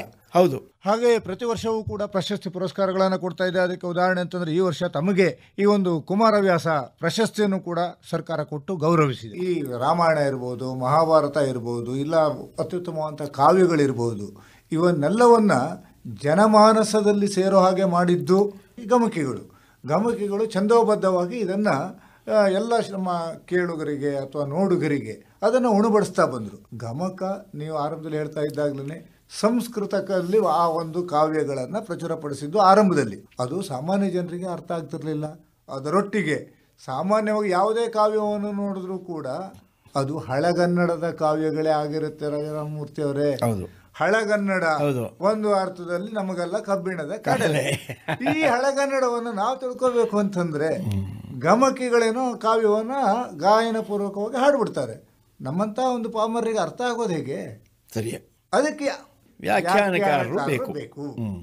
ತಾವು ವ್ಯಾಖ್ಯಾನಕಾರರು. ಹೌದು. ಹಾಗಿದ್ರೆ ಒಬ್ಬ ವ್ಯಾಖ್ಯಾನಕಾರರಿಗೆ ಯಾವ ರೀತಿಯ ಅರ್ಹತೆ ಇರಬೇಕು ಅಂತ? ವ್ಯಾಖ್ಯಾನಕಾರನಿಗೆ ಪ್ರಧಾನವಾಗಿರಬೇಕಾದಂತಹ ಗುಣ ಅಂತಂದರೆ ಕಾವ್ಯವನ್ನು ಅರ್ಥ ಮಾಡಿಕೊಳ್ತಕ್ಕಂತಹ ಚೈತನ್ಯ, ಅದಕ್ಕೊಂದು ಪ್ರಬುದ್ಧತೆ ಬೇಕು, ಅವನಿಗೊಂದು ಭದ್ರವಾದಂತಹ ಭಾಷೆಯ ಹಿನ್ನೆಲೆ ಬೇಕು. ಕಾವ್ಯವನ್ನು ಓದ್ತಿದ್ದಾಗೇ ಕವಿ ಏನನ್ನು ಹೇಳೋಕೆ ಹೊರಟಿದ್ದಾನೆ ಅನ್ನೋದು ಅರ್ಥವಾಗಬೇಕು. ಅದನ್ನು ಸುಮ್ಮನೆ ಮೇಲ್ಮೇಲೆ ಅರ್ಥ ಮಾತ್ರ ಆಗೋದಿಲ್ಲ. ರೀಡಿಂಗ್ ಬಿಟ್ವೀನ್ ದಿ ಲೈನ್ಸ್ ಅಂತ ಹೇಳ್ತಾರೆ ಇಂಗ್ಲೀಷ್ನಲ್ಲಿ. ಏನಂದರೆ ಕಾವ್ಯದಲ್ಲಿ ಅಡಗಿರ್ತಕ್ಕಂತಹ ಧ್ವನಿ, ಆ ಧ್ವನಿಯನ್ನು ಹೆಕ್ಕಿ ತೆಗಿಬೇಕು. ಕವಿ ಯಾವ ಅಭಿಪ್ರಾಯದಲ್ಲಿ ಆ ಪದವನ್ನು, ಆ ವಾಕ್ಯವನ್ನು ಒಳಗಡೆ ಇಟ್ಟಿದ್ದಾನೆ ಅನ್ನೋದನ್ನು ಅರ್ಥ ಮಾಡಿಕೊಂಡು ಅದರ ಸ್ವಾರಸ್ಯವನ್ನು ಜನರಿಗೆ ಉಣಬಡಿಸಬೇಕು. ಕವಿಯ ಭಾವನೆಯಲ್ಲಿ ತಾವು ಪುನರ್ ಪ್ರವೇಶ ಮಾಡಬೇಕು ಅಂತ ಹೇಳ್ತಾರೆ ವ್ಯಾಖ್ಯಾನಕಾರರು ಆಗಿದ್ರೆ. ಹೌದು, ಖಂಡಿತ ಹೌದು. ಪ್ರಾಯೋಪವೇಶ ಮಾಡಬೇಕು. ಮಾಡಿಬಿಟ್ಟು ಕವಿಯ ಅಂತರಂಗವನ್ನು ಹೊಕ್ಕು ಅದರಲ್ಲಿ ಇರ್ತಕ್ಕಂತಹ ಸ್ವಾರಸ್ಯಗಳನ್ನು ಜನರಿಗೆ ಬಿತ್ತರಿಸಬೇಕು. ಸ್ವಾರಸ್ಯವನ್ನು ಬಿಟ್ಟಿಡಬೇಕು ಅಥವಾ ಬಿಟ್ಟಿ ಕೊಡಬೇಕು ಅಥವಾ ಕಟ್ಟಿ ಕೊಡಬೇಕು. ಯಾವುದನ್ನೇ ಹೇಳಿದ್ರು ಕೂಡ, ಯಾವುದೇ ಕಾವ್ಯ ಆದ್ರೂ ಕೂಡ ಗೂಢಾರ್ಥವೂ ಇರುತ್ತೆ, ದ್ವಂದ್ವಾರ್ಥವೂ ಇರುತ್ತೆ. ಈ ಗೂಢಾರ್ಥ ದ್ವಂದ್ವಾರ್ಥವನ್ನು ವ್ಯಾಖ್ಯಾನಕಾರರಾಗಿ ತಾವು ಹೇಗೆ ಅರ್ಥೈಸ್ತೀರಿ? ಅದಕ್ಕೆ ಪ್ರಧಾನವಾಗಿ ಬೇಕಿರ್ತಕ್ಕಂಥದ್ದು ಹಲವು ಕಾವ್ಯಗಳನ್ನು ಓದಿರಬೇಕು. ಆಗೇನಾಗುತ್ತೆ ಅಂತಂದರೆ ಒಂದು ಕಡೆಯಲ್ಲಿ ಅಕಸ್ಮಾತ್ತಾಗಿ ಅರ್ಥವಾಗದೇ ಹೋದರೂ ಕೂಡ ಇನ್ನೊಂದು ಕಡೆಯಲ್ಲಿ ಅದೇ ಕವಿ ಅಥವಾ ಬೇರೆ ಕವಿಗಳು ಆ ಪ್ರಸಂಗದಲ್ಲಿ ಏನನ್ನು ಬರೆದಿರ್ತಾರೆ ಅಂತ ನೋಡಿದರೆ ಆಗ ಇಲ್ದಿರ್ತಕ್ಕಂತಹ ಆಂತರ್ಯದ ಅರ್ಥ ಏನು ಅನ್ನೋದು ಗೊತ್ತಾಗ್ತಾ ಹೋಗುತ್ತೆ. ಹಾಗೆ ಕೆಲವು ಶಬ್ದಗಳಿಗೆ 2, 3, 4 ಅರ್ಥಗಳಿರುತ್ತೆ. ಹಾಗಿರ್ತಕ್ಕಂತಹ ಆ ಶ್ಲೇಷಾರ್ಥಗಳನ್ನು ಡಿಕ್ಷನರಿಯನ್ನು ನೋಡಿಕೊಂಡು ಅಥವಾ ಪದಕೋಶಗಳನ್ನು ತಡಕಿಬಿಟ್ಟು ಅಥವಾ ಬೇರೆ ಕಾವ್ಯಗಳಲ್ಲಿರ್ತಕ್ಕಂತಹ ಬರೋ ಪ್ರಸಂಗಗಳನ್ನು ನೋಡ್ಕೊಂಡ್ಬಿಟ್ಟು ಆ ಅರ್ಥದ ಸ್ವಾರಸ್ಯವನ್ನು ತೆಗೆದು ಇಲ್ಲಿಗೆ ಜೋಡಿಸ್ಕೊಂಡು ಅದನ್ನು ಸರಿಯಾಗಿ ವ್ಯಾಖ್ಯಾನ ಮಾಡ್ಕೊಂಡು ಹೋಗಬೇಕು. ರಾಜರಾಮಮೂರ್ತಿಗಳ ನಮ್ಮ ಕೇಳುಗರಿಗೆ ಕುತೂಹಲಕ್ಕೋಸ್ಕರವಾಗಿ ಈ ತರಹದ ಗೂಢಾರ್ಥಗಳಿರುವಂತಹ ಒಂದು ಕಾವ್ಯದ ಸಣ್ಣ ಉದಾಹರಣೆಯನ್ನು ಕೊಟ್ಟರೆ ಅವರಿಗೆ ಇದು ಅರ್ಥ ಆಗ್ಬೋದು ಅಂತ ಅನ್ಕೋತೀವಿ. ನಮ್ಮ ಕನಕದಾಸರು ಈತನೀಗ ವಾಸುದೇವನು ಲೋಕದೊಡೆಯ, ಈತನೀಗ ವಾಸುದೇವ ದಾಸಗೊಲ್ಲಿದ್ದು ತೇರನೇರಿ ಅಂತ ಒಂದು ಪದ್ಯವನ್ನು ಬರೆದಿದ್ದಾರೆ. ಪ್ರಸಂಗ ಇದೆಯಲ್ಲ, ಅದು ಬಹಳ ಪ್ರಸಿದ್ಧವಾದಂತಹ ಪ್ರಸಂಗಗಳನ್ನು ಅವರು ತೊಗೊಂಬಂದು ಇಟ್ಟಿದ್ದಾರೆ. ಅದರದ್ದು ಒಂದು ಇದನ್ನು ಹೇಳ್ತೀನಿ ನಿಮಗೆ.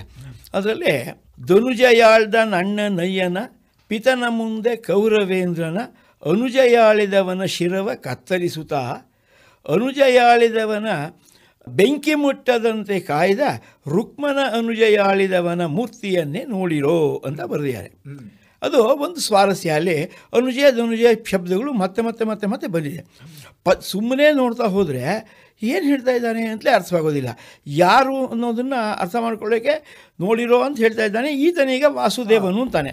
ಆದ್ದರಿಂದ ಇದು ಕೃಷ್ಣನಿಗೆ ವಾಸುದೇವನಿಗೆ ಸಂಬಂಧಪಟ್ಟಂತಹ ಪದ್ಯ ಅಂತ ಅರ್ಥವಾಗುತ್ತೆ. ಆದರೆ ಹುಡುಕೊಂಡು ಹೊರಡಬೇಕು ಇದ್ರ ಮೂಲವನ್ನು. ಏನು ಮಾಡಬೇಕು ಅಂತಂದರೆ ಧನುಜಯಾಳ್ದನ ಅಣ್ಣನ ಅಯ್ಯನ ಅಂತಾನೆ. ಧನುಜಯಾಳದವನು ಯಾರು? ಧನುಜ ಅಂದರೆ ರಾಕ್ಷಸಿ. ರಾಕ್ಷಸಿಯನ್ನು ಮದುವೆಯಾದವನು ಅಂತ ಮೊದಲನೇದು. ಯಾರು ರಾಕ್ಷಸಿಯನ್ನು ಮದುವೆಯಾದವರು ಅಂತ ಹುಡ್ಕೊಂಡು ಹೋಗಬೇಕು ಕಾವ್ಯದಲ್ಲಿ. ಯಾರಿದ್ದಾರೆ ಅಂತ. ನಮ್ಮ ಭೀಮಸೇನ ಇದ್ದಾನೆ. ಅವನು ಹಿಡಿಂಬೆ ಅಂತಕ್ಕಂತಹ ರಾಕ್ಷಸಿಯನ್ನು ಮದುವೆಯಾಗ್ತಾನೆ. ಆದ್ದರಿಂದ ಅದು ಭೀಮಸೇನ. ಧನುಜಯಾಳ್ದನ ಅಣ್ಣನ, ಅವರ ಅಣ್ಣ ಧರ್ಮರಾಜ, ಅವನ ಅಯ್ಯ ಯಮಧರ್ಮರಾಜ.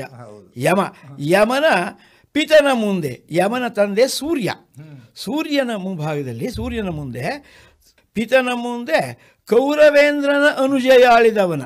ಕೌರವೇಂದ್ರನ ನಿಂತುಬಿಡುತ್ತೆ, ಅನುಜಯಾಳಿದವನ ಅಂತ ಶಾಸ್ತ್ರವಾಗುತ್ತೆ. ಕೌರವೇಂದ್ರನ ಅನುಜಯ ದುಶ್ಯಳೆಯನ್ನು ಆಳಿದವನು ಜಯದ್ರಥ. ಆ ಜಯದ್ರಥನ ತಲೆಯ ಕತ್ತರಿಸುತ್ತಾ, ಜಯದ್ರಥನ ತಲೆಯನ್ನು ಕತ್ತರಿಸಿದವನು ನಮ್ಮ ಅರ್ಜುನ. ಅವನು ಸೂರ್ಯನ ಮುಂದೆ ಕತ್ತರಿಸ್ದ. ಯಾಕೆಂದರೆ ಪ್ರತಿಜ್ಞೆ ಮಾಡಿದ ಅವನು, ಇಂದಿನ ಸೂರ್ಯಾಸ್ತದ ಒಳಗಾಗಿ ಜಯದ್ರಥನ ತಲೆಯನ್ನು ನಾನು ಕತ್ತರಿಸ್ತೇನೆ ಅಂತ. ಅದಕ್ಕೋಸ್ಕರ ಆ ಜಯದ್ರಥನ ತಲೆಯನ್ನು ಸೂರ್ಯನ ಸಮಕ್ಷಮದಲ್ಲಿ ಕತ್ತರಿಸ್ದ. ಅದಕ್ಕೆ ಧನುಜಯಾಳ್ದ ಅಣ್ಣನಯ್ಯನ ಪಿತನ ಮುಂದೆ ಕೌರವೇಂದ್ರನ ಅನುಜಯಾಳಿದವನ ಶಿರವ ಕತ್ತರಿಸುತ್ತಾ ಹೇಳ್ಕೊಂಡು ಹೋಗಿದ್ದಾನೆ. ಆಮೇಲೆ ಅನುಜಯಾಳಿದವನ ಬೆಂಕಿ ಮುಟ್ಟದಂತೆ ಕಾಯ್ದ ಅಂತ. ಅನುಜಯಾಳಿದವನ ಅಂದರೆ ಯಾರ ಅನುಜಯ ಅಂದರೆ ತನ್ನ ಅನುಜೆ, ಕೃಷ್ಣನ ಅನುಜೆ ಸುಭದ್ರೆ. ಆ ಸುಭದ್ರೆಯ ಪತಿ ಅನುಜಯನ್ನು ಆಳಿದವನು, ಸುಭದ್ರೆಯನ್ನು ಆಳಿದವನು ಅರ್ಜುನ. ಅರ್ಜುನ ಏನು ಮಾಡಿಬಿಟ್ಟಿದ್ದ ಅಂದರೆ ಇವತ್ತು ಸಾಯಂಕಾಲದೊಳಗೆ ಜಯದ್ರಥನ ತಲೆಯನ್ನು ನಾನು ಕತ್ತರಿಸದೆ ಹೋದರೆ ಅಗ್ನಿ ಪ್ರವೇಶವನ್ನು ಮಾಡ್ತೀನಿ ಅಂತ ಮಾಡಿಬಿಟ್ಟಿದ್ದ. ಅವನು ಬೆಂಕಿಗೆ ಆಹುತಿ ಆಗಬೇಕಾಗಿತ್ತು. ಆದರೆ ಕೃಷ್ಣ ತನ್ನ ಚಕ್ರವನ್ನು ಮನೆ ಮಾಡಿಬಿಟ್ಟು ಸೂರ್ಯ ಇಲ್ಲದೇ ಇರೋ ಹಾಗೆ ಮಾಡಿ ಸ್ವಲ್ಪ ಹೊತ್ತಾದ ಮೇಲೆ ಸೂರ್ಯ ಕಾಣಿಸ್ಕೊಳ್ಳೋ ಹಾಗೆ ಮಾಡಿ ಹೊಡೆಯವನನ್ನ ಅಂತಂದ. ಜಯದ್ರಥ ಮುಂದೆ ನಿಂತಿದ್ದ, ಅವನ ತಲೆಯನ್ನು ಕತ್ತರಿಸ್ದ ಅಂತ ಆ ಪ್ರಸಂಗವನ್ನು ಹೇಳ್ತಿದ್ದಾನೆ. ಅನುಜಯ ಆಳಿದವನ ತನ್ನ ಅನುಜಯ ಆಳಿದವನ ಬೆಂಕಿ ಮುಟ್ಟದಂತೆ ಕಾಯ್ದ, ಅವನ ಅಗ್ನಿ ಪ್ರವೇಶವನ್ನು ತಡೆದ. ಮಾಡಿರ್ತಕ್ಕಂತಹ ರುಕ್ಮನ ಅನುಜಯ ಆಳಿದವನ, ರುಕ್ಮನ ತಂಗಿ ರುಕ್ಮಿಣಿ, ಆ ರುಕ್ಮಿಣಿಯನ್ನು ಆಳಿದವನು ಕೃಷ್ಣ, ಅವನ ಮೂರ್ತಿಯನ್ನು ನೋಡಿ ಅಂತ. ಇದು ಒಂದೇ ಸಣ್ಣ ಒಂದು ಶ್ಲೋಕದಲ್ಲಿ ಅರ್ಧ ಮಹಾಭಾರತವನ್ನು ಪೂರ್ತಿ ತಂದಿಯಾನೆ, ಭಾಗವತವನ್ನು ತಂದಿಯಾನೆ, ಮಹಾಭಾರತವನ್ನು ತಂದಿಯಾನೆ. ಎಷ್ಟು ಚಾಕಚಕ್ಯದಿಂದ ಆ ಪದ್ಯದ 3 ಭಾಗಗಳು ಹಾಗೆ ಇದೆ. 3 ನುಡಿ ಇದೆ ಅದರಲ್ಲಿ. 3 ನುಡಿಗಳು ಕೂಡ ಹೀಗೇನೆ ಶ್ಲೇಷಾರ್ಥಗಳನ್ನು ಇಟ್ಕೊಂಡ್ಬಿಟ್ಟು ಸುತ್ತಕೊಂಡು ಬರುತ್ತೆ. ದ್ರಾವಿಡ ಪ್ರಾಣಾಯಾಮ ಆ ಕಥೆ ಹುಡ್ಕೊಂಡು ಹೋಗಬೇಕು. ನಮ್ಮ ಕುಮಾರವ್ಯಾಸನು ಅದನ್ನು ಒಂದು ರೂಪಕ್ಕೊಂದು ಪದ್ಯ ಬರೆದಿದ್ದಾನೆ, ವೇದ ಪುರುಷನ ಸೂತನ ಸಹೋದರನ ಅಂತ. ಹಾಗೆ ಅದು ಹುಡ್ಕೊಂಡು ಹೋಗಬೇಕು ಅರ್ಥವನ್ನು. ಅದು ಎಲ್ಲ ಕಡೆಯಲ್ಲೂ ಏನು ಆ ಥರದ್ದು ಇರೋದಿಲ್ಲ. ಸಹಜವಾಗಿರ್ತಕ್ಕಂಥ ಪದಗಳು ಬೇಕಾದಷ್ಟು ಇರುತ್ತೆ, ಅದನ್ನೆಲ್ಲ ಹೇಳಬೇಕು. ಆದರೆ ಹಳೆಗನ್ನಡ ಅಂತಂದ್ರೆ ಕಬ್ಬಿಣದ ಕಡೆಯಲ್ಲ ರಾಜನಮೂರ್ತಿಗಳೇ. ಹಳೆಗನ್ನಡ ಅನ್ನೋದು ನಿಜವಾಗಿಯೂ ಕೂಡ ಕಷ್ಟಕರವಾಗಿರೋದೇ. ಆದರೆ ಏನಾಗಿದೆ ಅಂದರೆ ಕನ್ನಡದ ಭಾಷೆಯನ್ನು ಕಲಿಸ್ತಕ್ಕಂತಹ ರೀತಿಯೇ ತಪ್ಪಾಗ್ತಾ ಇರೋದ್ರಿಂದ ಭಾಷೆ ಅದು ಬೇಡ ಇದು ಬೇಡ, ಅದನ್ನು ಕಲಿಸೋದು ಬೇಡ ಇದನ್ನು ಕಲಿಸೋದು ಬೇಡ ಅಂತ ಹೇಳಿಬಿಟ್ಟು ಕೇವಲ ಉದ್ಯೋಗದ ಒಂದು ಕಲಿಕೆಗೆ ಮಾತ್ರ ಬೇಕಾದಂತಹ ಕನ್ನಡವನ್ನು ಉಳಿಸೋ ಪ್ರಯತ್ನ ಮಾಡ್ತಾ ಇರೋದ್ರಿಂದ ಭಾಷೆ ಅಳಿದು ಹೋಗ್ತಾ ಇದೆ ಇವತ್ತು. ಹಿಂದೆ ಹಾಗಿರಲಿಲ್ಲ. ಹಿಂದೆ ಭಾಷೆಯನ್ನು ಕಲಿಬೇಕಾದ್ರೆ ವ್ಯಾಕರಣವೂ ಅಷ್ಟೇ ಮುಖ್ಯವಾಗಿತ್ತು. ಅದನ್ನು ಕಲಿತದ್ರಿಂದ ಏನಾಗ್ತಿತ್ತು ಅಂದರೆ ಅವರಿಗೆ ಭಾಷೆಯ ಒಂದು ಹಿಡಿತ ಇರ್ತಿತ್ತು. ಆಡ್ತಕ್ಕಂತಹ ಭಾಷೆಯಲ್ಲಿ ಒಂದು ಪ್ರಬುದ್ಧತೆ ಬರ್ತಾಯಿತ್ತು. ಆಗ ಕಾವ್ಯಗಳು ಅರ್ಥವೂ ಆಗ್ತಾಯಿತ್ತು. ಹೌದು. ಅಂದರೆ ಒಂದು ಕಠಿಣವಾದಂತಹ ಕಬ್ಬಿಣದ ಕಡಲೆ ನಾವು ಹಳೆಗನ್ನಡ ಅಂತ ಏನು ಹೇಳ್ತೀವೋ ಅದನ್ನು ಸುಲಭ ರೀತಿಯಲ್ಲಿ ಕಾವ್ಯದ ಪ್ರಸಂಗಗಳನ್ನು ನಿರೂಪಿಸುವುದಕ್ಕೆ ವ್ಯಾಖ್ಯಾನಕಾರರು ಬೇಕೇ ಬೇಕು. ಈ ವ್ಯಾಖ್ಯಾನಕಾರರು ಈ ರೀತಿ ಮಾಡುವಂಥ ಸಂದರ್ಭದಲ್ಲಿ ಕೆಲವೊಮ್ಮೆ ಏನಾಗ್ಬಿಡುತ್ತೆ ಅಂತಂದರೆ ಎದುರುಗಡೆಯಲ್ಲಿ ಸಭಿಕರ ಎದುರಲ್ಲಿ ತಾವು ವ್ಯಾಖ್ಯಾನವನ್ನು ಮಾಡ್ತಾ ಇರ್ತೀರಿ. ಆಗ ಆ ಸಭಿಕರು ಅದನ್ನು ಯಾವ ರೀತಿಯಲ್ಲಿ ಸ್ವೀಕಾರ ಮಾಡ್ತಿದ್ದಾರೆ ಅನ್ನೋದನ್ನು ಕೂಡ ತಾವು ತಿಳ್ಕೊತಾ ಹೋಗ್ತೀವಿ. ಆ ಅನುಭವ ಹೇಗಿರುತ್ತೆ ರಾಜರಾಮೂರ್ತಿ? ತುಂಬ ರೋಚಕವಾಗಿರುತ್ತೆ.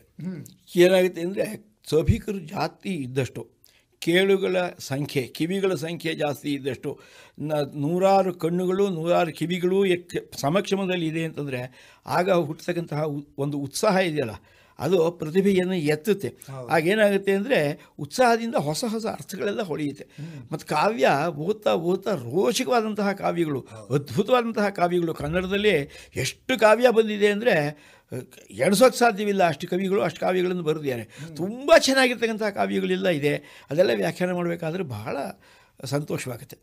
ಈಗ ನಾವು ಸಾಮಾನ್ಯವಾಗಿ ಗಮಕ ಅಂತ ಅಂದ್ಕೊಳ್ಳೇ ಕುಮಾರವ್ಯಾಸ ಭಾರತ ಅಂತ ಹೇಳ್ಬಿಡ್ತೀವಿ. ರಾಮಾಯಣದ ಮಹಾಕಾವ್ಯಗಳನ್ನು ಕೇಳ್ತಾ ಹೋಗ್ತೀವಿ. ತಾವು ಸುಮಾರು ಎಷ್ಟು ರೀತಿಯ ಕಾವ್ಯಗಳಿಗೆ ವ್ಯಾಖ್ಯಾನವನ್ನು ಮಾಡಿದ್ದೀರಿ ರಾಜರಾಮೂರ್ತಿಗಳೇ? ನಾನು ಸುಮಾರು ಒಂದು 40 ಬಗೆಯ ಕಾವ್ಯಗಳಿಗೆ ವ್ಯಾಖ್ಯಾನವನ್ನು ಮಾಡಿದ್ದೀನಿ ಇವರಿಗೆ. ಬೇರೆ ಬೇರೆ ಇದರಲ್ಲಿ ಬೇರೆ ಬೇರೆ ಛಂದಸ್ಸಿನ ಕಾವ್ಯಗಳು, ಬೇರೆ ಬೇರೆ ಕವಿಗಳ ಕಾವ್ಯಗಳಿಗೆ ಮಾಡಿದ್ದೀವಿ. ಅದು ಏನಾಗಿದೆ ಅಂದರೆ ನಮ್ಮಲ್ಲಿ ಸಾಮಾನ್ಯವಾಗಿ ಎಲ್ಲ ವ್ಯಾಖ್ಯಾನಕಾರರು ಎಲ್ಲ ಗಮಕಿಗಳು ಮೊದಲಿಗೆ ಕೈ ಹಾಕೋದು ಕನ್ನಡ ಭಾರತ, ಕುಮಾರವ್ಯಾಸ ಭಾರತ. ಲಕ್ಷ್ಮೀಶನ ಜೈಮಿನಿ ಭಾರತ ಹಿಂದೆ ಇತ್ತು. ಹಿಂದೆ ಏನಾಗಿತ್ತು ಅಂದರೆ ಲಕ್ಷ್ಮೀಶನ ಜೈಮಿನಿ ಭಾರತಕ್ಕೆ ಒಂದು ತೂಕ ಹೆಚ್ಚಿತ್ತು. ಯಾಕೆಂದರೆ ಗಮಕಿಗಳು ಹಾಡೋದಕ್ಕೆ ಅದು ತುಂಬ ರೋಚಕವಾಗಿದೆ. ಬಹಳಷ್ಟು ಕಾವ್ಯವನ್ನು ಗಮಕಿಗಳು ಹಾಡುವಂತ ಜೈಮಿನಿ ಭಾರತ. ಹಿಂದಿನ ಇವರು ಉದಾಹರಣೆಯನ್ನು ಈಗ ಕಳೆದ ಶತಮಾನದಲ್ಲಿ ಗಮಕದ ಬಗ್ಗೆ ಉದಾಹರಣೆ ಕೊಡಬೇಕಾದ್ರೆ ಆ ಊರಿನ ದೇವಸ್ಥಾನಗಳಲ್ಲಿ ಶ್ರೀವಧುವಿನಂಬ ಕಚಕೋರಕಂ ಅಂತ ಪದ್ಯ ಬರ್ತಾ ಇತ್ತು ಅಂತಲೇ ಶುರು ಮಾಡೋದು. ಆಮೇಲೆ ಅವರು ದಾಖಲು ಮಾಡೋದು ಕೂಡ ಹೇಗೆ ಓದಿದ್ದಾನೆ, ಏನು ಓದಿದ್ದಾನೆ ಅಂದರೆ ಈಗಿಂತ ಡಿಗ್ರಿ ಎಲ್ಲ ಏನಿರಲ್ವಲ್ಲ, ಹಾಗೇನು ಓದಿದ್ದಾನೆ ಅಂದರೆ ಅವನಿಗೆ ಜೈಮಿನಿ ಅರ್ಥ ಮಾಡ್ಕೊಳ್ಳೋಕೆ ಬರುತ್ತೋ, ಜೈಮಿನಿ ಓದ್ತಾನೋ ಅಂತ ಕೇಳ್ತಾ ಇದ್ರು. ಅಂದರೆ ಪ್ರೌಢಿಮೆ ಇದೆ ಅಂತ ಅವನಿಗೆ. ಕುಮಾರವ್ಯಾಸ ಭಾರತಕ್ಕೆ ಪ್ರೌಢಿಮೆ ಬೇಕಾಗಿಲ್ಲ, ಜೈಮಿನಿಗೆ ಬೇಕು ಅನ್ನೋದಕ್ಕೆ ಹಾಗೆ ಹೇಳ್ತಾ ಇದ್ರು ಅಂತಾರೆ. ಹಿಂದೆ ಅದು ಈಗೇನಾಗಿದೆ ಅಂದರೆ ಈ ಕುಮಾರವ್ಯಾಸ ಭಾರತವೇ ಜಾಸ್ತಿ. ಜೈಮಿನಿಯೂ ಕೂಡ ಕಷ್ಟಕರವಾದ್ದೇನೆ. ಮತ್ತು ಅದು ಮಾರ್ಗಶೈಲಿ ಪಂಡಿತರಿಗೆ ಬರೆದಿರ್ತಕ್ಕಂಥವನವನು. ವಿದ್ವತ್ಸಭಾವಲಯಂ ಅರಿಯ ವಿರಚಿಸಿದಂ ಅಂತಲೇ ಪ್ರಾರಂಭ ಮಾಡ್ತಾನವನು. ವಿದ್ವತ್ಸಭೆಯ ಮುಂದೆ ಇಡಬೇಕು ಅಂತೆ ಕಾವ್ಯ ಬರೆದ ನಮ್ಮ ಭಾರದ್ವಾಜ ಗೋತ್ರದ ಅಣ್ಣಮಾಂಕನ ಸುತನಾಗಿರ್ತಕ್ಕಂತಹ ಲಕ್ಷ್ಮೀಶ ಅಂತ ಬರ್ಕೊಳ್ತಾನನ್ನ. ಹಾಗೆ ಹೇಳೋದ್ರಿಂದ ಅದು ವಿದ್ವತ್ತಿಗೆ ಅರ್ಥವಾಗ್ತಕ್ಕಂತಹ ಕಾವ್ಯ. ಆದರೆ ಸಾಮಾನ್ಯ ಜನರಿಗೂ ಅರ್ಥವಾಗುವಂಥ ಕಾವ್ಯ ಅಂತಂದರೆ ನಮ್ಮ ಕುಮಾರವ್ಯಾಸ ಭಾರತ ಆದ್ದರಿಂದ ಎಲ್ಲರೂ ಕುಮಾರವ್ಯಾಸ ಭಾರತವನ್ನೇ ಜಾಸ್ತಿ ಹೇಳೋದು. ಆದರೆ ಬೇರೆ ಕಾವ್ಯಗಳು ಇದೆ. ಇತ್ತೀಚೆಗೆ ತುಂಬ ಬೇರೆ ಬೇರೆ ಕಾವ್ಯಗಳನ್ನೆಲ್ಲ ಆರಿಸ್ಕೊಂಡು ಹೇಳ್ತಕ್ಕಂತಹ ಗಮಕಿಗಳು ಹುಟ್ಕೊಂಡಿದ್ದಾರೆ. ತುಂಬ ಜನ ಗಮಕಿಗಳು ರಾಮಾಯಣ ದರ್ಶನಂ ಕುವೆಂಪು ಅವರು ಬರೆದಿದ್ದನ್ನೇ ಕೂಡ ಈಗ ಓದ್ತಾರೆ. ಹೌದು, ತುಂಬ ಓದ್ತಾರೆ. ರಾಮಾಯಣ ದರ್ಶನವನ್ನು ತುಂಬ ಓದ್ತಾರೆ. ಬೇರೆ ಬೇರೆ ಕವಿಗಳು ಬರೆದಿರ್ತಕ್ಕಂಥದ್ದನ್ನು ತುಂಬ ಓದ್ತಾರೆ ಈಗ. ಅಂದರೆ ಇಲ್ಲಿ ಒಟ್ಟಿನಲ್ಲಿ ನಮ್ಮ ಒಂದು ಕಾವ್ಯ ಪರಂಪರೆಯನ್ನು ಮುಂದುವರಿಸಿಕೊಂಡು ಹೋಗುವುದಕ್ಕೆ ಅತ್ಯುತ್ತಮವಾದಂಥ ಒಂದು ಸಂವಹನ ಮಾರ್ಗ ಅಂತಾನೆ ಇದನ್ನು ಹೇಳ್ಬೋದಾ? ಖಂಡಿತ ಹೌದು. ಸಾಮಾನ್ಯವಾಗಿ ಗಮಕ ಹಾಡು ಇದ್ರೂ ಕೂಡ ಅದನ್ನು ಹೇಳುವಂಥದ್ದು ಶ್ರುತಿಬದ್ಧವಾಗಿ ಓದುವುದು ಅಂತಲೇ ಹೇಳ್ಬೋದಾ ಅಥವಾ ಹಾಡು ಅಂತಲೇ ಕರಿಬೋದಾ? ವಾಚನ ಅನ್ನೋ ಶಬ್ದಕ್ಕೆ ಓದೋದು ಅಂತಲೇ ಅರ್ಥ ಇರೋದು. ಆದ್ದರಿಂದ ಓದೋದು ಅನ್ನೋದು ಹೆಚ್ಚು ಸೂಕ್ತ.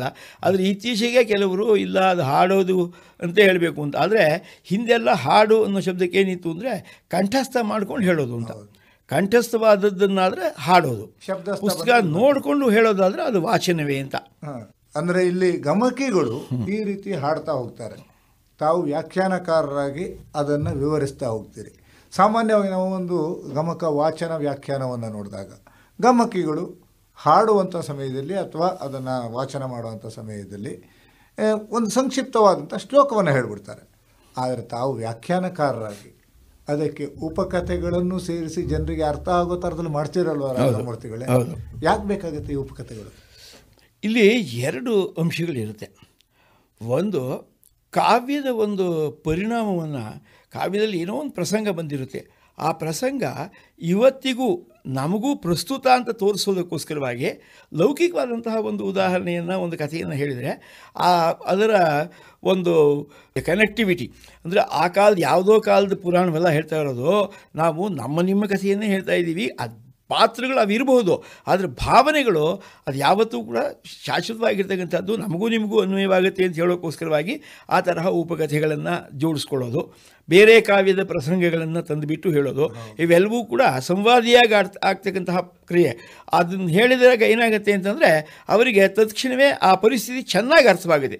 ಈಗ ಅರ್ಥವಾಗಿದೆ, ಆದರೆ ಅದಕ್ಕಿಂತ ಹೆಚ್ಚು ಅರ್ಥವಾಗೋ ಹಾಗೇನೆ ಹೇಳೋಕ್ಕೋಸ್ಕರ ಇದೆಲ್ಲ ಬಳಕೆ ಮಾಡ್ಕೋತಾರೆ. ಹಾಗೆ ಗಮಕ ಮತ್ತು ವಾಚನ ವ್ಯಾಖ್ಯಾನದ ಪ್ರಸ್ತುತತೆ ಈಗ ಹೇಗಿದೆ? ಈಗ ಏನಾಗಿದೆ ಅಂದರೆ ಕಾವ್ಯವನ್ನು ಸ್ವತಂತ್ರವಾಗಿ ಓದಿದ ತಕ್ಷಣವೇ ಅರ್ಥ ಮಾಡ್ಕೊಳ್ತಕ್ಕಂಥವರು ಕೆಲವೇ ಜನ ಇದ್ದಾರೆ.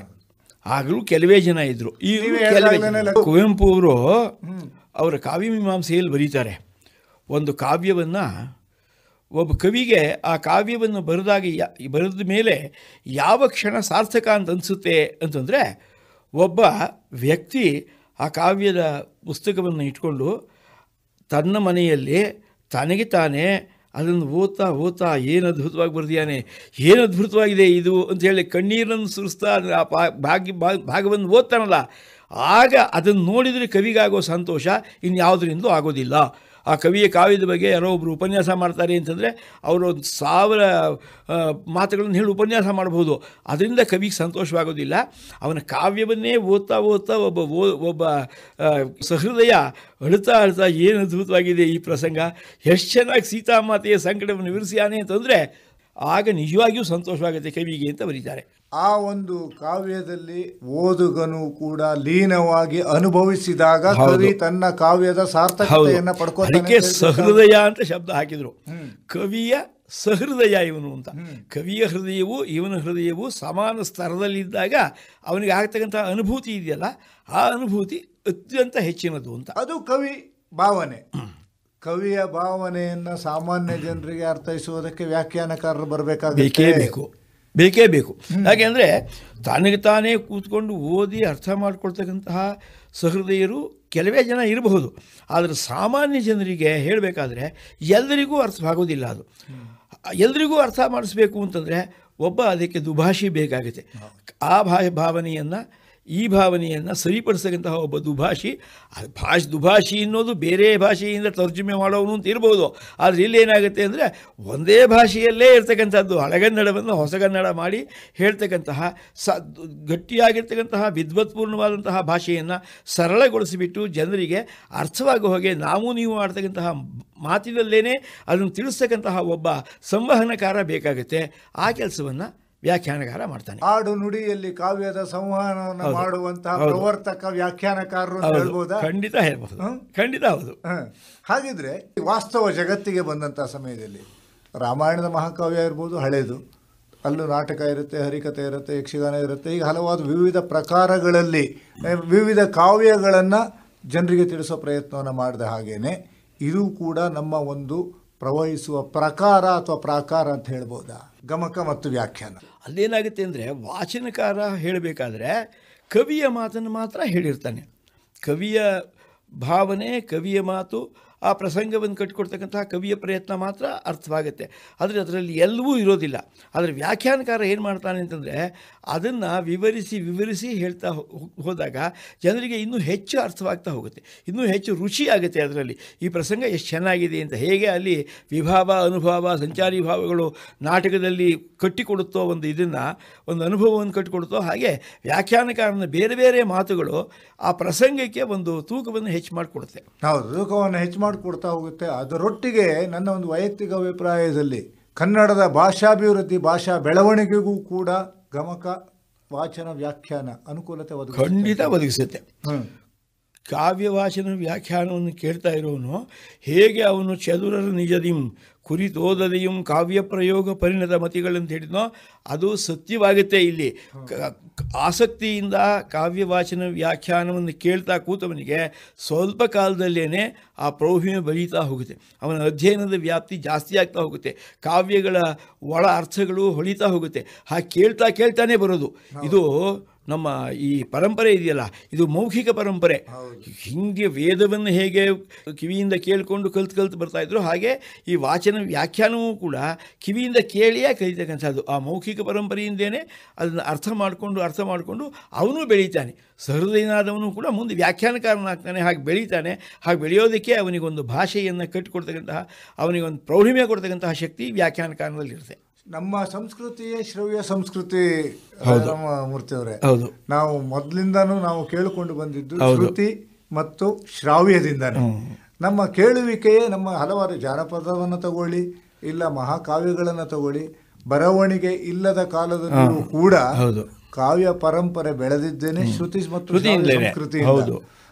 ಅದರ ಮುಂದುವರಿಸುವ ಭಾಗವಾಗಿ ಈ ಒಂದು ಪ್ರಕಾರ ಈಗಲೂ ಕೂಡ ಪ್ರಸ್ತುತಿಯನ್ನು ಪಡ್ಕೊಳ್ಳುತ್ತೆ ಅಂತ ಅನ್ಸೋದು.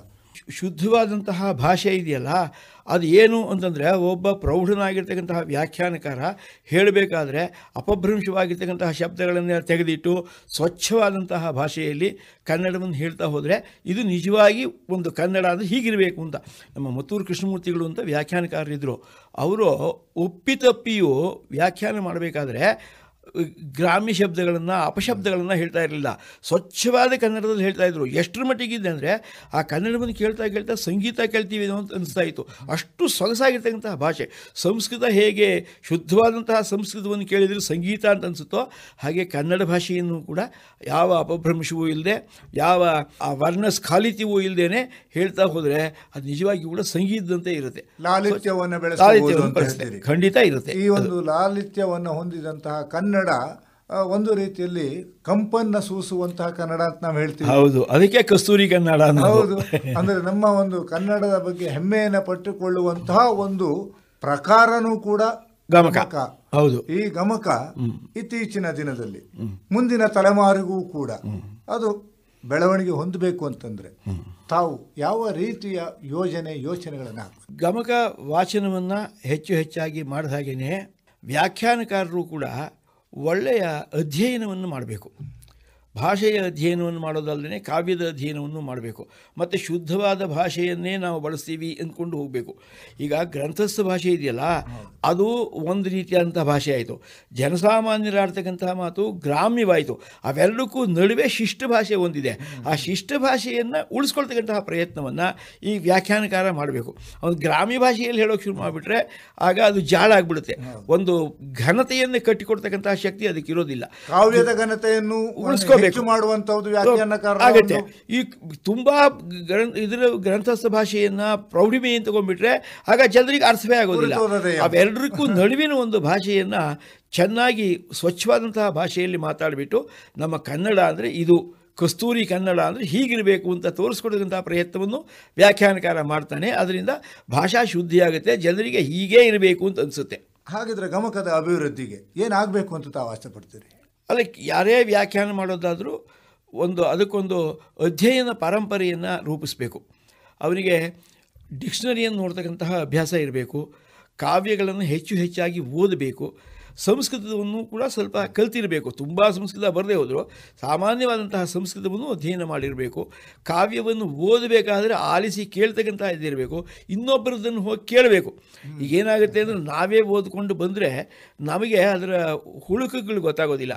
ನಮ್ಮ ಬುದ್ಧಿ ಯಾವಾಗಲೂ ತಪ್ಪುಕೊಂಡು ಹೇಳೋದ್ರಲ್ಲಿರುತ್ತೆ. ಅದನ್ನು ಇನ್ನೊಬ್ಬರು ಹೇಳಿದಾಗ ಗೊತ್ತಾಗುತ್ತೆ ನಮಗೆ, ಹೀಗೆ ನಾನು ಮಾಡಬಾರ್ದು, ಹೀಗೆ ಮಾಡಬೇಕು ಅಂತ. ಹಾಗೆ ತಿಳಿತಕ್ಕಂತಹ ಸ್ವಭಾವವನ್ನು ಬೆಳೆಸ್ಕೋಬೇಕು ಅಂತಂದರೆ ಇನ್ನೊಬ್ಬರದನ್ನು ಕೇಳಬೇಕು, ಅಧ್ಯಯನವನ್ನು ಮಾಡಬೇಕು. ಆಮೇಲೆ ಈ ಕಾರ್ಯಕ್ರಮಗಳಲ್ಲಿ ತೊಡಕೊಳ್ಬೇಕು. ಆಗ ಒಂದು ಸ್ತರಕ್ಕೆ ಬರ್ತಾನೆ. ವ್ಯಾಖ್ಯಾನಕ್ಕೂ ಒಂದು ಘನತೆ ಬರುತ್ತೆ, ಕೇಳುವವನಿಗೂ ಕೂಡ ಅದು ಒಂದು ರೀತಿಯಲ್ಲಿ ಆಪ್ತವಾಗಿ ರೂಢಿಗೊಳ್ಳುತ್ತೆ. ಹಾಗಿದ್ರೆ ಇದನ್ನ ಶಾಲಾ ಹಂತದಲ್ಲೇ ಯಾಕೆ ಹಳಗನ್ನಡವನ್ನು ಕಲಿಸುವುದರೊಟ್ಟಿಗೆ ಗಮಕವನ್ನು ಕೂಡ ಕಲಿಸುವ ಪ್ರಯತ್ನ ಮಾಡಬಾರ್ದು? ಇದು ತುಂಬ ಜನ ಪದೇ ಪದೇ ಹೇಳ್ತಾನೆ ಇದ್ದಾರೆ.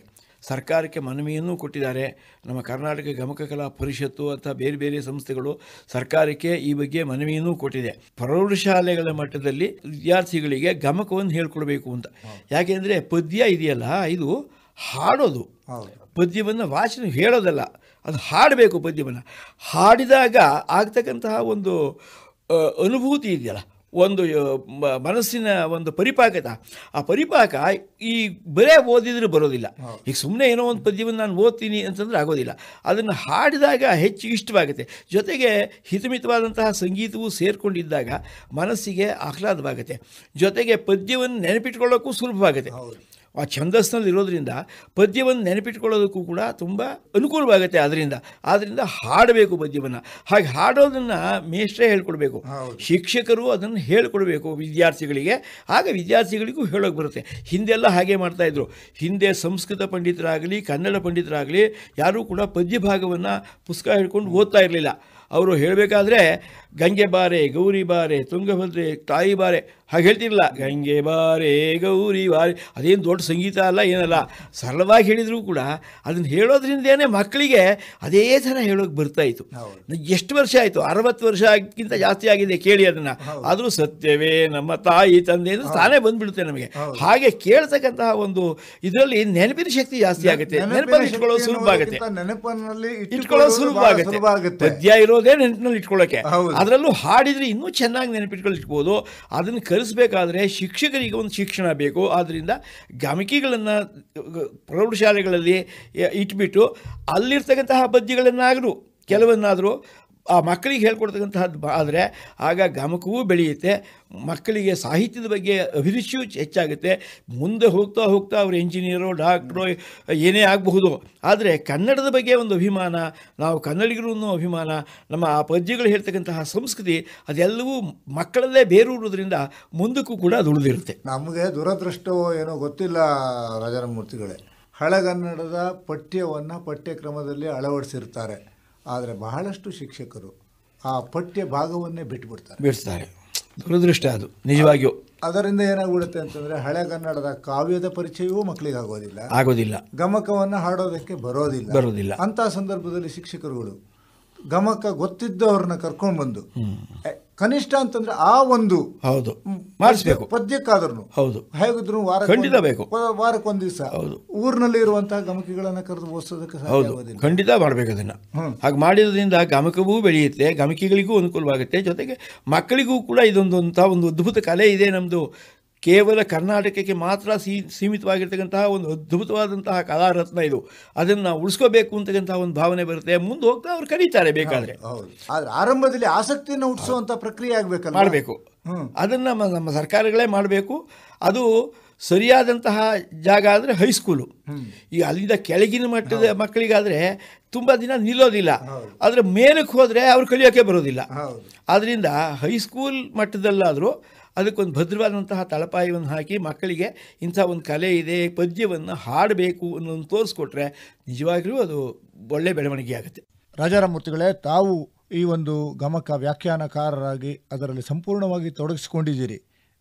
ತಮ್ಮ ಕಂಠವಂತೂ ಅತ್ಯದ್ಭುತವಾಗಿದೆ. ಈಗ ತಾವು 73ನೇ ವಯಸ್ಸಿನಲ್ಲಿ ಇದ್ದೀವ್ರಿ ಅಂತ ಅಂದ್ಕೊಂಡಿದ್ದೀನಿ. ಏನು ಮಹಾ ವಯಸ್ಸಾಗಿದೆ, 72. ಇನ್ನೂ 72 ಅಂತ ಬೇರೆಯವ್ರು ಹೇಳ್ತಾ ಇದ್ರು. 72 72 ಅಂತ. 72 ವಯಸ್ಸಿನ ಚಿಕ್ಕ ವಯಸ್ಸು ನಮಗೆ. ಹೌದು, ವಯಸ್ಸು ಲೆಕ್ಕದ ಮಟ್ಟಿಯಲ್ಲಿ ಇರಬಹುದು, ಆದರೆ ಮಾನಸಿಕವಾಗಿ ಇನ್ನು ತಾವು ಯುವಕರಾಗಿದ್ದೀರಿ. ಕಾವ್ಯ ಅದನ್ನು ಕಲಿಸ್ಕೊಟ್ಟಿದೆ. ಕಾವ್ಯದ ಒಂದು ತೊಡಗುವಿಕೆಯಲ್ಲಿ, ಕಾವ್ಯದ ವ್ಯಾಖ್ಯಾನ ಮಾಡೋದರ ಮುಖಾಂತರಲೇ ತಮ್ಮನ್ನು ತೊಡಗಿಸಿಕೊಂಡು ನಾವು ಗುರುಗಳು ಹಾಗೇನೆ. ಅವರಿಗೆ ಜ್ವರ ಬಂದಿದ್ರು ಕೂಡ ಇವತ್ತು ಒಂದು ವ್ಯಾಖ್ಯಾನ ಕಾರ್ಯಕ್ರಮ ಆಗಬೇಕಾಗಿತ್ತು ಅಂತಂದ್ರೆ ಏನಾಗಿಲ್ವಲ್ಲ ನನಗೆ, ಈಗೆಲ್ಲ ಜ್ವರ ಹೋಗ್ಬಿಟ್ಟಿದೆ, ನಾನು ಬರ್ತೀನಪ್ಪ ಅಂತ ಇದ್ರು ಹೇಳೋಕೆ. ಅಷ್ಟು ಉತ್ಸಾಹ ಅವರಿಗೆ ಹೇಳೋದ್ರಲ್ಲಿ, ಆಸಕ್ತಿಯಿಂದನೇ ಇಲ್ಲಿವರೆಗೆ ತಾವು ಒಂದು ವ್ಯಾಖ್ಯಾನ ಕಾರ್ಯಕ್ರಮವನ್ನು ಮಾಡ್ತಾ ಇದ್ದೀರಿ. ವ್ಯಾಖ್ಯಾನಕಾರರಾಗಿ ರಾಜರಮೂರ್ತಿಗಳೇ, ತಾವು ನಮ್ಮ ಕೇಳುಗರಿಗೆ ಈ ಗಮಕಕ್ಕೆ ಸಂಬಂಧಪಟ್ಟ ಹಾಗೆ ಯಾವ ವ್ಯಾಖ್ಯವನ್ನು ಹೇಳೋದಕ್ಕೆ ಇಷ್ಟಪಡ್ತೀರಿ? ಕನ್ನಡ ಕಾವ್ಯಗಳು ನಮ್ಮ ಕವಿಗಳು ಬಹಳ ಚೆನ್ನಾಗಿ ರಚನೆಯನ್ನು ಮಾಡಿದ್ದಾರೆ. ಸಂಸ್ಕೃತದಲ್ಲಿ ಅಪಾರವಾದಂತಹ ಜ್ಞಾನರಾಶಿ ಇದೆ. ಆ ಜ್ಞಾನರಾಶಿಯನ್ನು ಹಿಂದಿನವರು ಬಹುಪಾಲು ಕನ್ನಡಕ್ಕೆ ತಂದಿಟ್ಬಿಟ್ಟಿದ್ದಾರೆ. ಆಗಲೇ ತರೋಕಿನ್ನೇನು ಉಳಿಸಿಲ್ಲ ಅನ್ನೋ ಹಾಗೆ ಅಷ್ಟರ ಮಟ್ಟಿಗೆ ಕನ್ನಡಕ್ಕೆ ತಂದಿಟ್ಟಾಗಿದೆ. ಕನ್ನಡ ಭಾಷೆ ಬೆಳೆಯೋದೇ ಅದರಿಂದಾಗಿ ಹಾಗೆ ಬೆಳೆಸಿದ್ದಾರೆ. ಅಂಥ ಒಂದು ಅದ್ಭುತ ಭಾಷೆಯನ್ನು ಉಳಿಸ್ಕೊಳ್ಳೋಕ್ಕೋಸ್ಕರವಾಗಿ ಗಮಕವನ್ನು ಕೇಳ್ತಾ ಹೋದರೆ ನಿಮಗೆ ಅದರಲ್ಲಿ ಹೆಚ್ಚು ಇದು ಬರುತ್ತೆ, ಒಂದು ಪ್ರೌಢಿಮೆ ಬೆಳೆಯುತ್ತೆ, ನಿಮಗೂ ಆಸಕ್ತಿ ಉಂಟಾಗುತ್ತೆ ಆ ಗಮಕ ಕಲೆಯನ್ನು ಬೆಳೆಸೋದ್ರಲ್ಲಿ. ಮತ್ತು ನಾಡು ಸಮೃದ್ಧವಾಗುತ್ತೆ. ಒಂದು ಉಜ್ವಲವಾದಂತಹ ಸಂಸ್ಕೃತಿ ನಮ್ಮ ಕನ್ನಡಕ್ಕಿದೆ. ಆ ಸಂಸ್ಕೃತಿಯನ್ನು ಬೆಳೆಸೋದಕ್ಕೆ ಮೂಲ ಈ ಗಮಕ ಕಲೆ ಸಂಸ್ಕೃತಿಯನ್ನೇ ಬೆಳೆಸುತ್ತೆ. ಕಾವ್ಯ ಮಾಡ್ತಕ್ಕಂಥ ಪ್ರಯೋಜನ ಅಂತಂದರೆ, ನಮ್ಮ ಆಲಂಕಾರಿಕರು ಹೇಳ್ತಾರೆ, ಕಾಂತಾ ಸಂಹಿತತೆಯ ಉಪದೇಶ ಯುಜೆ ಅಂತ ಹೇಳ್ತಾರೆ. ಅಂದರೆ ಕಾಂತಾ ಸಂಹಿತದಂತೆ ಜನರಿಗೆ ಉಪದೇಶವನ್ನು ಮಾಡುತ್ತೆ ಅಂತ.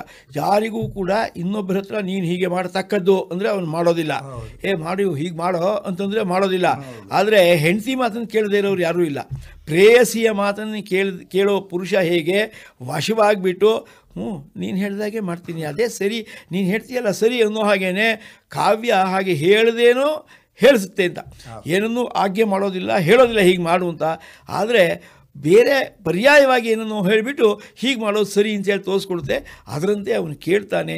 ನಮಗೆ ಗೊತ್ತಿಲ್ಲದೇನೆ ಕಥೆಗಳು ನಮ್ಮ ಮನಸ್ಸನ್ನು ಪರಿವರ್ತನೆ ಮಾಡಿಬಿಟ್ಟು ಒಬ್ಬ ಒಳ್ಳೆಯ ತಂದೆಯಾಗಿ, ಒಬ್ಬ ಒಳ್ಳೆಯ ಗಂಡನಾಗಿ, ಒಬ್ಬ ಒಳ್ಳೆಯ ಹೆಂಡತಿಯಾಗಿ, ಒಬ್ಬ ಒಳ್ಳೆಯ ಮಗನಾಗಿ, ಒಬ್ಬ ಒಳ್ಳೆಯ ರಾಷ್ಟ್ರಕನಾಗಿ, ಒಬ್ಬ ಒಳ್ಳೆಯ ಪ್ರಜೆಯಾಗಿ, ಒಬ್ಬ ಒಳ್ಳೆಯ ಮನುಷ್ಯನಾಗಿ ಹೇಗಿರಬೇಕು ಅನ್ನೋದನ್ನು ಕಾವ್ಯ ನಮಗೆ ತೋರಿಸ್ಕೊಡುತ್ತೆ. ಆದ್ದರಿಂದ ಕಾವ್ಯಗಳನ್ನು ಕೇಳಿ ಅದರಿಂದ ನಾವೆಲ್ಲ ಬೆಳೆಯೋಣ. ಪೂರ್ವಂ ರಾಮ ತಪೋವನಾದಿ ಗಮನಂ ಅಂತ ನವಕುಶರು ರಾಮಾಯಣ ಕಾಲದಲ್ಲಿ ಹಾಡಿದ್ರು. ಇವತ್ತು ತಾವು ನಮ್ಮ ಈ ಒಂದು ಪ್ರಸ್ತುತ ಸಮಯದಲ್ಲಿ ನಮ್ಮ ಕಾವ್ಯದ ಮಹತ್ವ ಎಷ್ಟಿದೆ ಅನ್ನೋದನ್ನು ತಿಳಿಸಿದ್ದೀರಿ. ನಮ್ಮ ಕೇಳುಗರು ನಿಮ್ಮ ವ್ಯಾಖ್ಯಾನದಲ್ಲಿನ ಕೆಲವೊಂದು ಅಂಶಗಳನ್ನಾದರೂ ಅರ್ಥೈಸಿಕೊಂಡಿದ್ದಾರೆ ಅನ್ನೋ ಆಶಯದೊಂದಿಗೆ ನಮಸ್ಕಾರ, ಧನ್ಯವಾದ. ನಮಸ್ಕಾರ. ಇದುವರೆಗೆ ಕುಮಾರವ್ಯಾಸ ಪ್ರಶಸ್ತಿ ಪುರಸ್ಕೃತರಾದ ಗಮಕ ವ್ಯಾಖ್ಯಾನಕಾರರಾದ ರಾಜಾರಾಮ್ ಮೂರ್ತಿ ಅವರೊಂದಿಗೆ ಸಂವಾದವನ್ನು ಕೇಳಿದಿರಿ. ಈ ಸಂವಾದದಲ್ಲಿ ಇದುವರೆಗೆ ಭಾಗವಹಿಸಿದವರು ಭದ್ರಾವತಿ ಆಕಾಶವಾಣಿ ಕೇಂದ್ರದ ಕಾರ್ಯಕ್ರಮ ಮುಖ್ಯಸ್ಥರಾದ SR ಭಟ್. ಈ ಕಾರ್ಯಕ್ರಮ ಆಕಾಶವಾಣಿ ಭದ್ರಾವತಿ ಕೇಂದ್ರದ ಕೊಡುಗೆ.